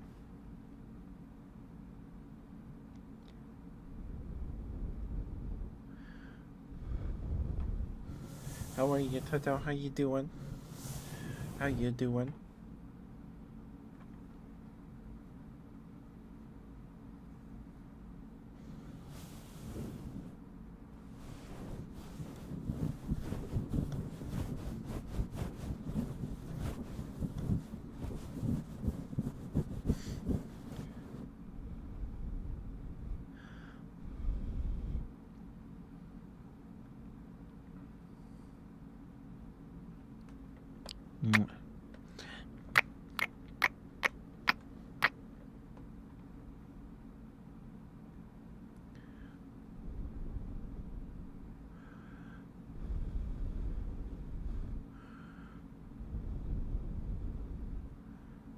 Adjusting to new office. Nice. I hope it's going well for you, Toto. Toto, did you see the Superman trailer? I guess it was a few weeks ago, wasn't it? I don't know. I only looked it up because I saw a headline for an article about it. It seems neat. I like the dogs in the movie. The only part about Superman that I'm really nostalgic about is his dog, because his dog had a cartoon when I was younger. And the villain was like Lex Luthor's cat or something. So it was neat. Like, it kind of gave me goosebumps when he whistles and then and then he shows up and then he drags him home. That's cool. Like and then you're like, no, it's the dog. It's the dog. And the dog's cute. So you have hope? Yeah. He also did Suicide Squad. So, I don't know.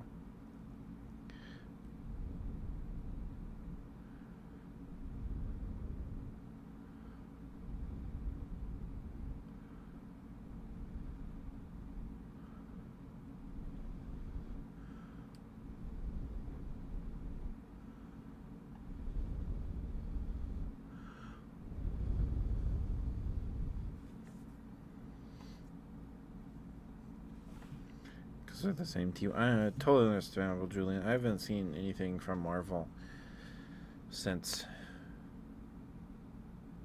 Spider-Man Far From Home, No Way Home, Multiple Homes, the one with multiple Spider-Mans. Yeah, that was the last Marvel thing I saw. So I'm pretty out of the loop. But I'm sure the movie will be decent. I don't think it does. From the trailer, it doesn't seem like it's gonna be bad. It'll be very interesting. It'll be interesting.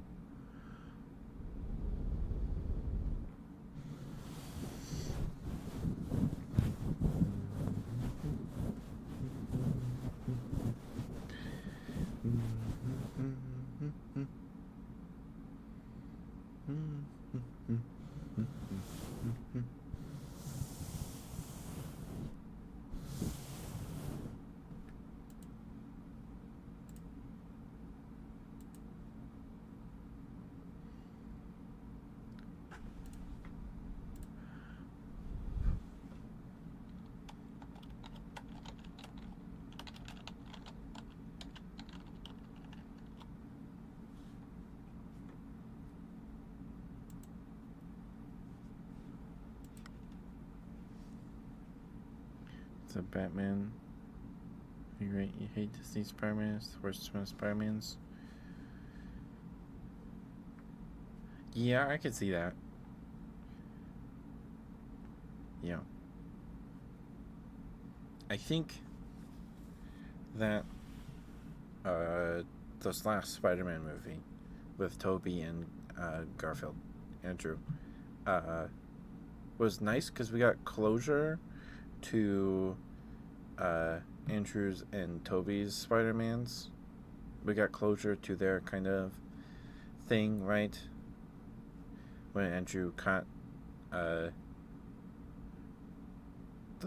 girl that fell off the, is it the Statue of Liberty?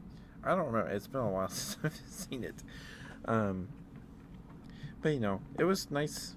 It was fun, but definitely on like subsequent rewatches. I saw it. I bought it on my Xbox. Um, might have been my PlayStation. Because PlayStation doesn't let you buy movies anymore. I had 3 movies on my PlayStation. I had Infinity War, uh, Into the Spider Verse, and Ready Player One on there. I think they just deleted them because it's not supported anymore. So I had to get it on my Xbox. Um, but there's definitely moments in that movie where they like pause after like the characters show up, and then like they pause for people to clap in the theater, which I think it's funny. Um, but like when you're just sitting there on your own watching it on your TV at like 4 in the afternoon, uh, before you eat dinner, it's kind of like okay, okay, movie. It's real cool. The Vulture is cool. The Vulture is cool. You mind the films? Yeah. I don't think the Spider. I don't think they're bad. Like there's bad movies, and I don't think the Disney Spider-Man movies are that bad, right? I don't think they're that bad. uh, but it's been a while since I watched Spider-Man 2, though. So, but I'm pretty sure it's probably the best Spider-Man film so far. Also, like, uh, Sony's like Spider-Man villain cinematic universe thing is super weird because there's all the Spider-Man villains, but there's no Spider-Man. So they're like setting up the Sinister Six or something. I don't know what they're doing. But uh, I think the only one I've seen was Venom, and that was like 2018. Because my coworker, we were driving home from a job, and my coworker pirated it on his phone, and we watched it on the way there, on the way back to the shop. So, uh, it's very, very interesting. um, but like the fact that there's no Spider-Man,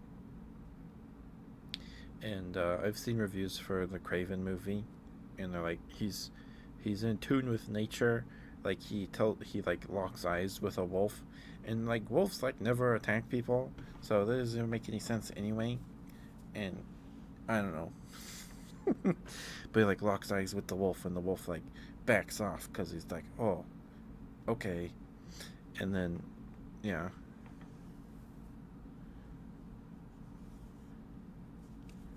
great power, great responsibility as a joke at this point. You know, is bad. Yeah.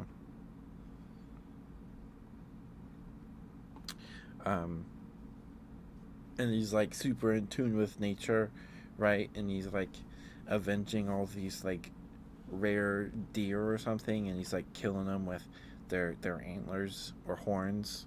And there's apparently he's like uh goes to some smugglers, and he's like petting the like tiger rug, and he takes the tiger's tooth and like kills the guy with the tiger's tooth. I don't know. That's metal. Like that sounds really cool. But then like he has this irrational fear of spiders. Uh, I don't know, Craven. Spiders are nature. Spiders are nature. But apparently his mom was super scared of spiders, so he got like it's like in his DNA. He inherited it from his mom to be scared of irrationally afraid of spiders. Like, what is like like what does he do when he just sees a spider somewhere? Like what happens? Does he like freak out and like start hyperventilating? Like what happens to him? Like I don't understand. I haven't seen the movie. He just panics. Oh, okay. I mean, like I'm not Craven. I'm not really scared. Like I don't like spiders. If I see one in my room, I'm gonna squish it, get rid of it, flush it down the toilet. Um, but like he's in tune with nature. Like he has nature powers, right? He's like super strong, and can communicate with a wolf by just looking at his eyeballs. And he's scared of spiders. He's scared of spiders? I mean, there's some scary spiders. Sure, there's big spiders. They're scary, right? I don't want to be bit by a black widow. That's not a Disney movie. It's a Sony movie. I don't think Disney had any part of it because Sony owns Spider-Man and that stuff. So this is Sony's own movie. This isn't Disney's movie.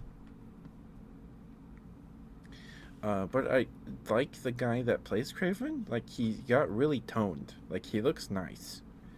Uh, he looks good. I feel bad that he went through all that for this movie. um,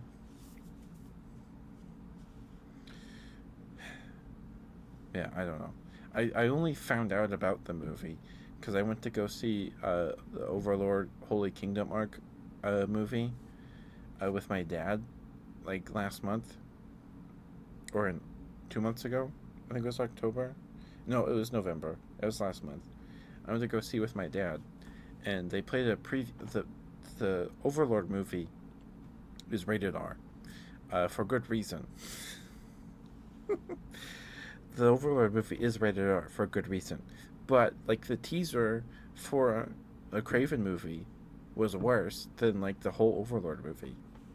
Like he like clamps somebody's head with a bear trap, and then somebody gets caught in like a trap, and then he gets ripped in half by a tree stump. Like a chain like pulls him against a tree stump. Like I don't know how that works.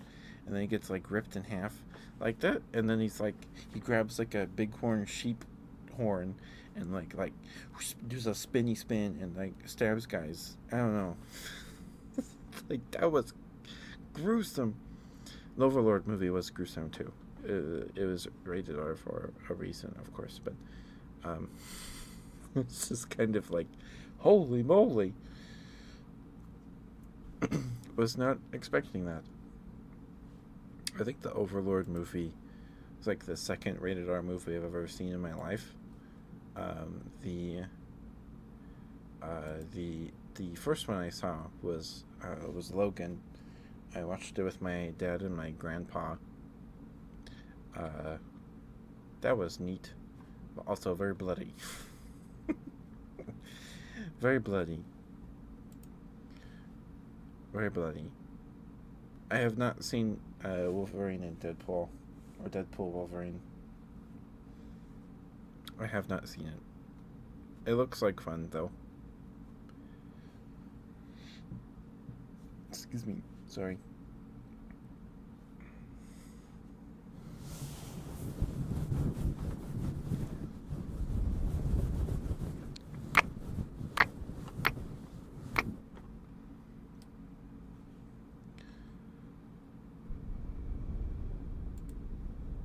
Oh, I did watch.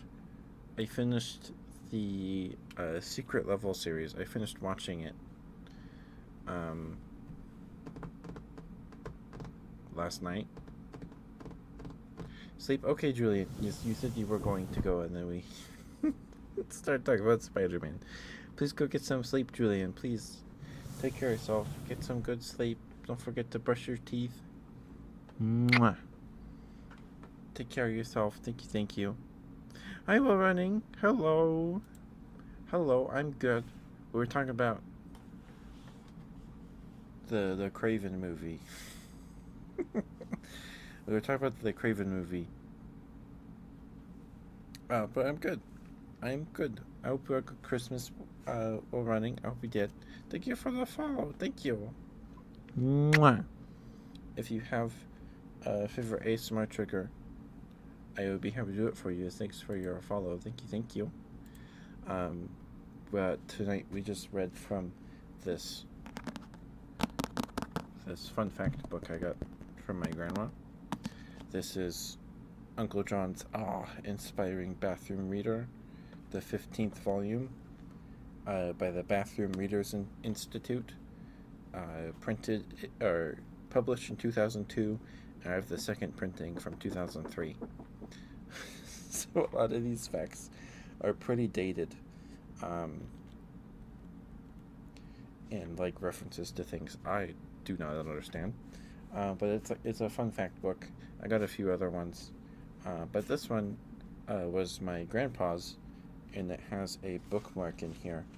It's a note card with a recipe for macaroni salad. I don't know. It was a very nice gift. It was a very nice gift. What? Thank you for subscribing with Prime. Thank you. I'm flattered. Thank you for spending your Prime sub on me. Thank you. Thank you. I know. Pretty sure you can only get one Prime sub a month. Thank you. Thank you. Thank you, Will Running. Thank you. This is very sweet of you. Thank you so much. So we read that for a little while, and then we talk about Spider-Man and the Craven movie.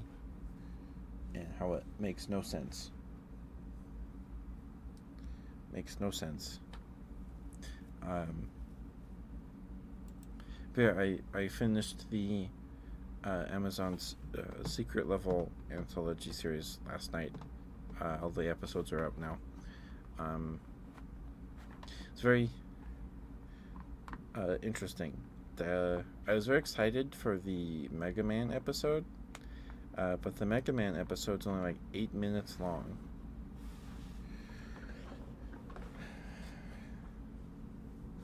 So it was kind of disappointing, but it was really cool. It was really cool. Um, but I don't know, because the criticism I've seen for the Secret Level anthology episodes are that they feel more like teasers or pilots for like whole shows, and I think that's strongest with the Mega Man episode because it's only 8 minutes long, and you're like, okay, let's do this. I like this, and then it ends, and you're like, oh man. So I hope we get a Mega Man show or maybe a movie based on the the, the Secret Level episode. I think that'd be cool. Maybe someday. Maybe someday. I think my favorite episode from the anthology is probably the Warhammer episode, but the Armored Core 6 episode is pretty good too. Um, but it's probably the Warhammer episode. Probably. Although there are a few others I really enjoyed too. Um, and the Concord episode is out. That Concord, the video game that shut down after a week and a half, um, that episode's out. I'm gonna spoil it if you want to go watch it. If Amazon Prime, go watch it. It's like 16 minutes. I think the longest Secret Level episode's like 20, maybe 19 minutes. Most of them are like 15, 16 minutes. Um, so I was like, I kind of like disappointed myself. Like I hyped myself up for this next episode drops. Uh, you have Amazon Prime, huh? Yeah. You can get Amazon. You can use Amazon Prime Video. It's free. You don't have to pay for it. Pay additional for it on top of your subscription. You just get it with your sub. Go binge it. You can binge it in like 2 hours, probably, maybe 3. There's the Shifu episode's really good too. Oh, okay. I don't want to spoil everything, but there's some really good episodes. And then there's some that are like, yeah, this is just a teaser for a different show. If it's like, or like we're mid-season. What's the full name again? It's just Secret Level. If you search it up on Amazon, I'm sure you'll find it that way. There's 15 episodes. It's just called Secret Level. But it's good stuff. It's made by the same guys that did Love, Death, and Robots. So if you've seen that, there you go. If you haven't, apparently Love, Death, and Robots is really good too. I think I've only seen like clips of it, Love, Death, and Robots on YouTube. It's just called Secret Level though.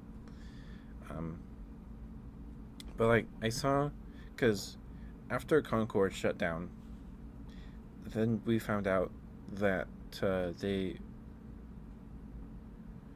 it's produced or directed by the same guy that did Love, Death, and Robots. So it's definitely well directed. I'll tell you that it's good.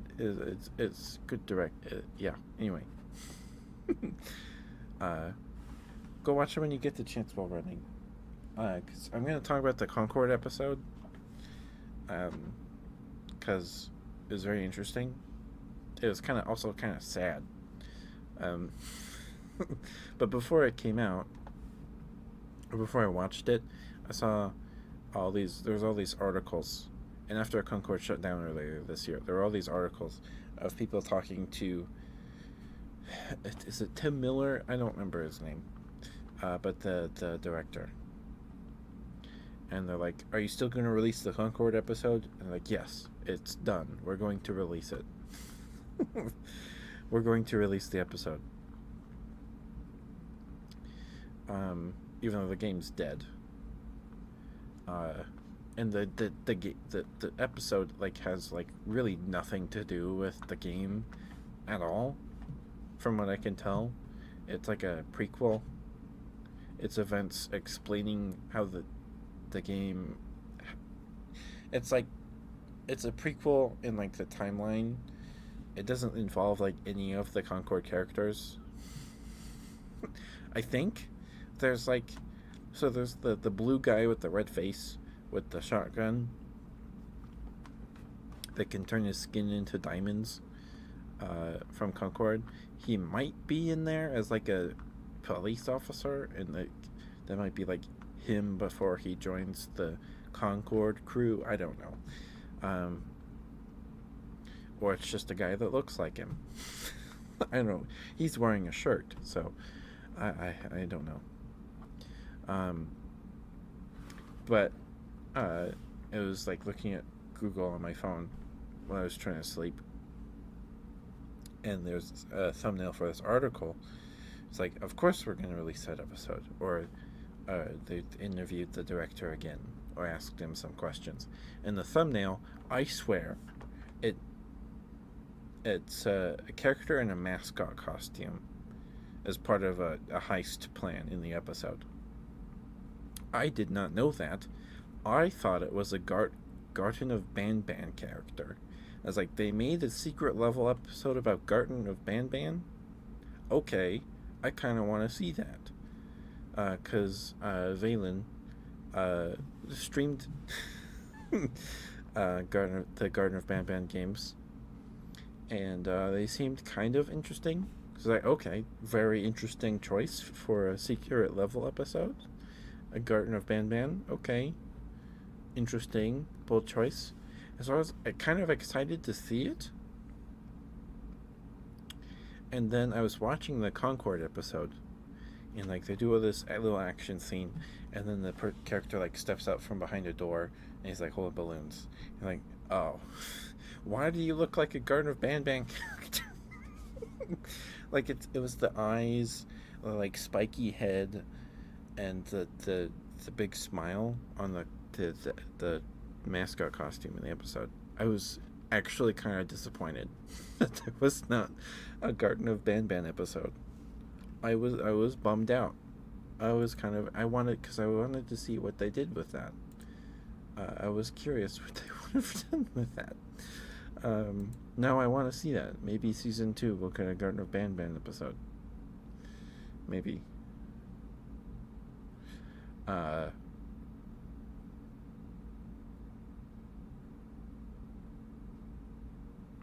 But yeah.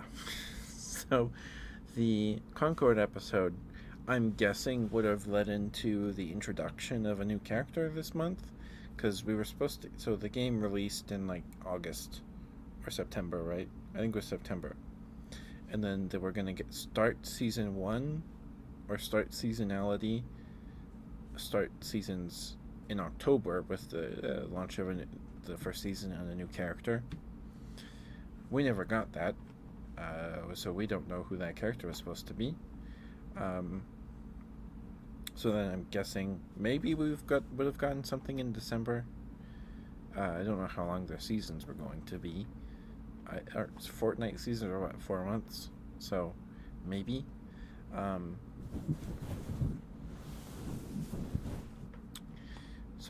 But I get the feeling they were probably going to add some game content based on the episode. Maybe, because the characters in the episode are not in the game at all. They're not from the game. There's like 3 regular people, or 4, and then there's an axolotl alien lady that wants to die in a blaze of glory or something. And one of them's a sniper. One of them's the ship captain.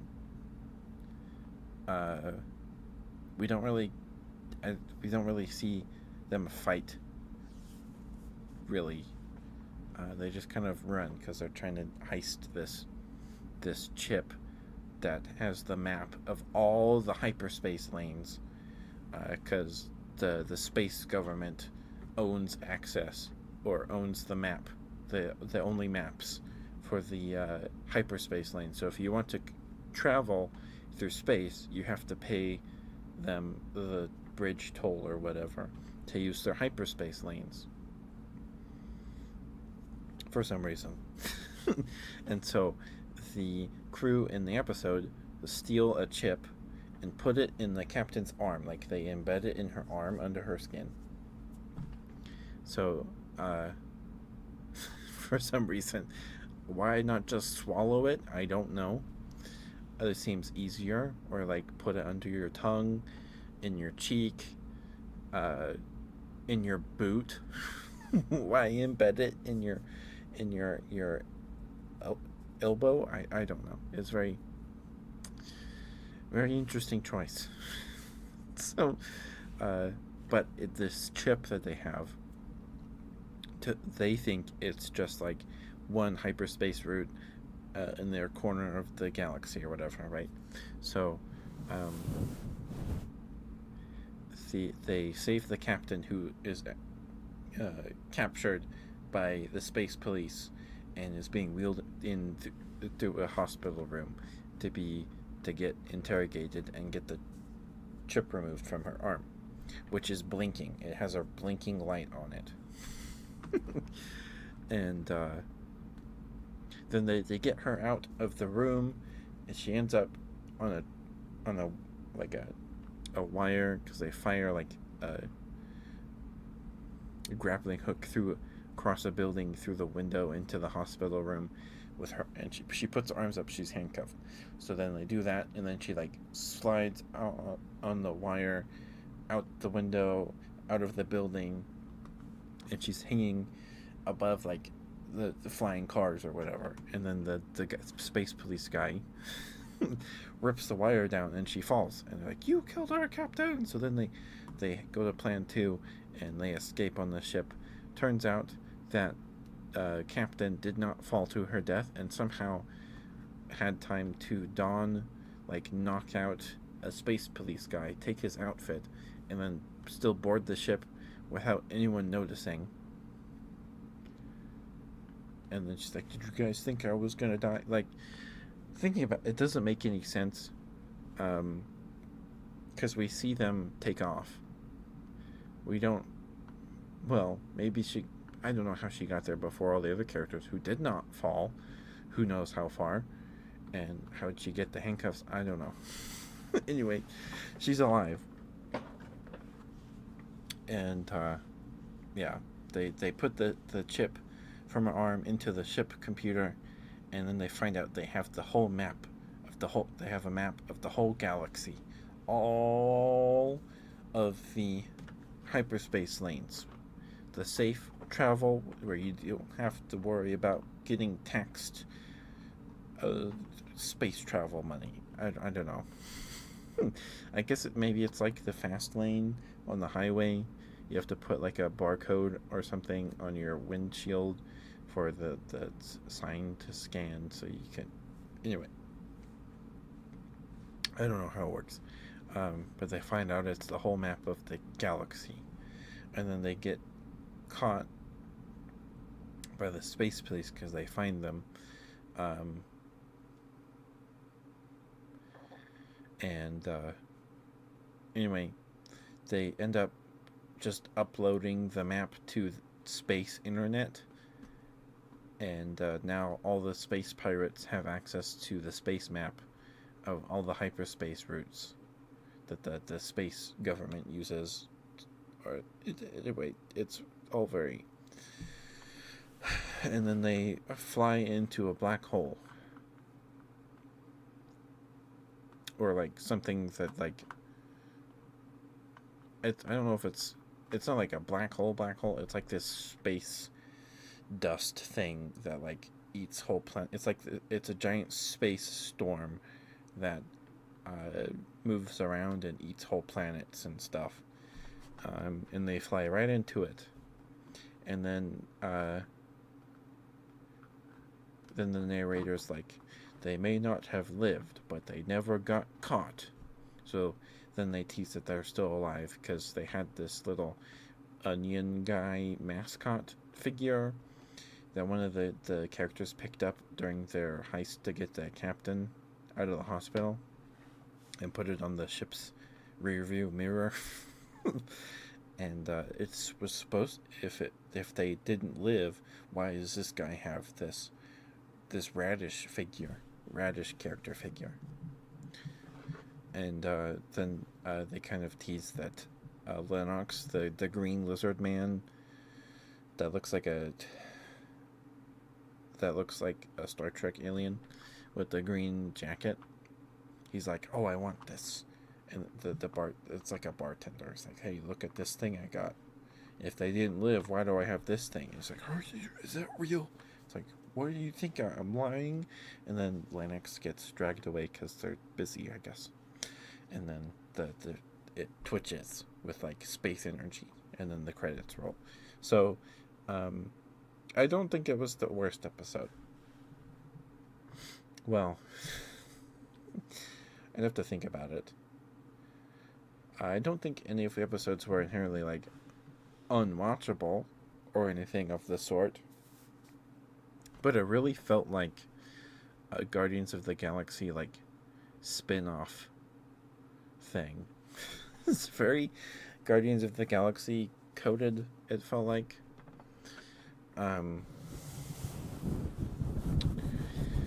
But yeah, it just felt kind of sad, melancholic, because if everything worked out for Concord, we'd have season 1 had started last month or 2 months ago. We'd have a new character, maybe 2. We'd have a bunch of new cutscenes, that because their big thing was they were going to add a new story cutscene every week. I think it was every week. Might have been every month. I'm pretty sure it was every week, though. I think it was every week. So I imagine we'd have like a teaser in the game that maybe we were going to see one of the characters from the episode in it. Maybe the sniper guy or the crazy axolotl alien. I don't know.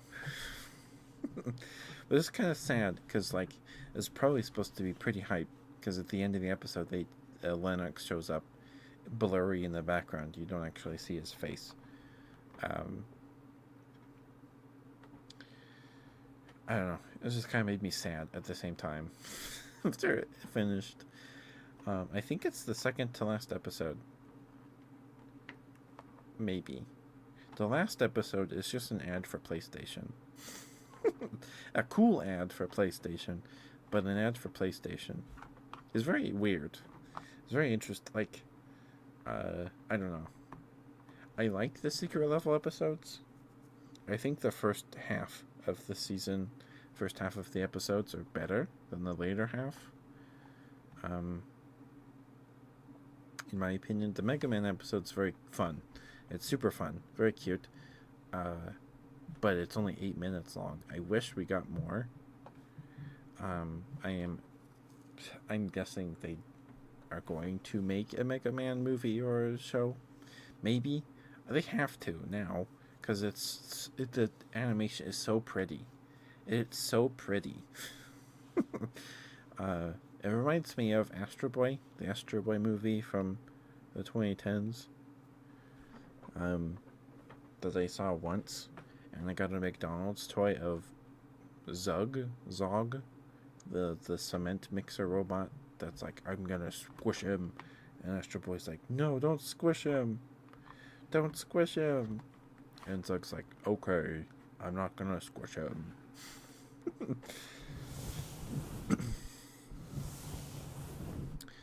But me and my brother, we have this desk in the living room. Like the desk is like a cabinet drawer dresser thing, but as a desk that opens up, like you pull on the handle and then the desk lowers. And my brother and I filled it with all of our little toys, and we played with them in the desk. And we have. Have you guys seen those little eraser hamsters? We have one of those, and Panda. Uh, the Panda was also an eraser. Is also I still have them. I'm talking about them in past tense. But the Zog McDonald's toy, his back would open up because in the movie Astro Boy fixes him, but fixes his engine or some whatever.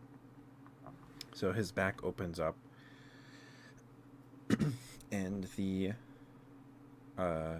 Panda eraser fits like perfectly into a little nook in the back. So we would put him in there, and he would act like a mech suit.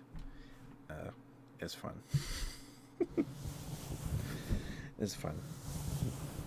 Anyway, we'll probably call it a night here in a few minutes. Time flew, and did not fly at the same time. This is the last call for trigger requests. If you have any that you would like, please redeem them now, or in like the next minute or and a half. Otherwise, you'll have to wait till Sunday. Again, tomorrow at noon Mountain Time,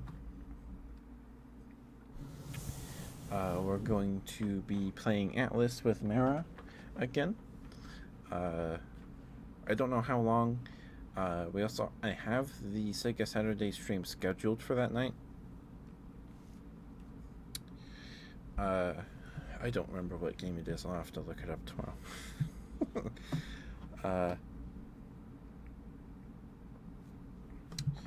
But yeah, so I don't know how long we're going to be playing with Mara. Excuse me. I still don't know if Mara's going to stream. I'm going to stream. So it'll be a bit of an earlier stream. And depending on how long we play with Mara, we may or may not do the Sega Saturday stream that evening. We'll see. We'll see, because last time we played Atlas with Mara, we played for like 6.5 hours. So, but we'll see. I think me and Mara are getting close to getting through all the content in the game currently. So, yeah, we'll see. But please go follow Mara. I think I gave Mara a shout out a little while ago. Let me give him another one. Oh, I have to wait 16 more minutes before giving Mara another shout out. Okay. Do this one.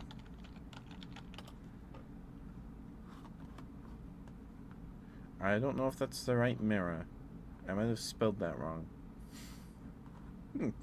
I don't think I did. I don't know why it's saying no game. Maybe I have to have streamed in a recent amount of time. I don't know. I don't know if Mara streamed recently. Mara's probably been busy. Christmas was 2 days ago, so it makes sense. Makes sense.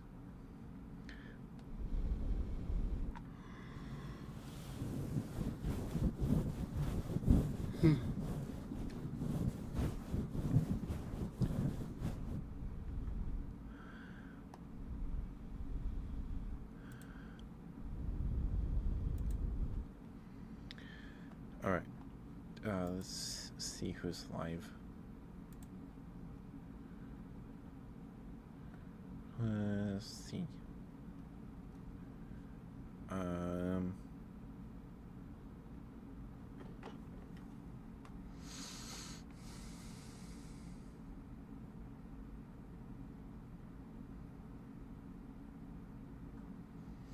Yui's live, but did we raid Yui last time? No, we would have raided Sucrose. We'd have raided Sucrose. Give me a second to swap my headphones and we'll look for someone to raid. I'll be right back.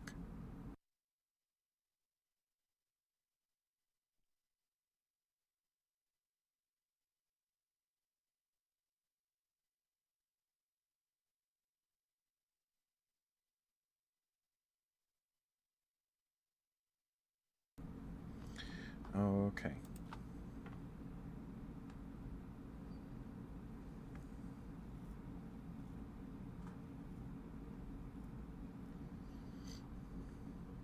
Alright, we can go say hi to this person.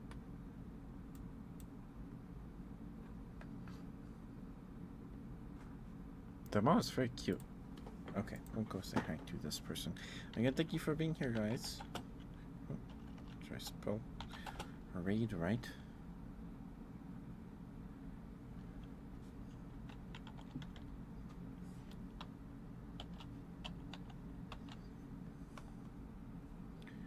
Sure. Yep. I believe that's an underscore.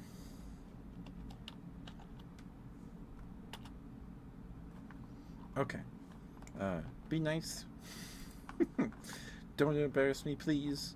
I'll see you guys tomorrow. Thank you again for subscribing and following Roll Running. Thank you. Very sweet. Thank you for subscribing with your Prime and following. Thank you. I'll see you guys tomorrow for the Atlas collab with Mira and maybe the Sega Saturday stream, probably. Unless we stream like all day, probably should be able to still do it. We'll see. Thank you guys for bearing with me. I have fun reading this book, but I think we'll just go back to reading Wikipedia if we read to the ASMR streams. I think that's what we'll do. Because this book's fun. It's fun, but I don't know.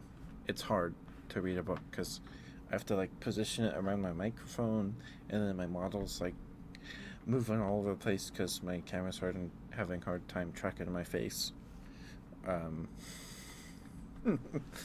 But I'll see you guys tomorrow. Don't forget to brush your teeth, drink some water, eat something if you haven't yet. Eat something before brushing your teeth, please. Put on some warm pajamas. It's cold out there. Stay warm. Love you guys. Thank you for spending time with me tonight. Mwah, love you. Bye bye. Good night. See you tomorrow.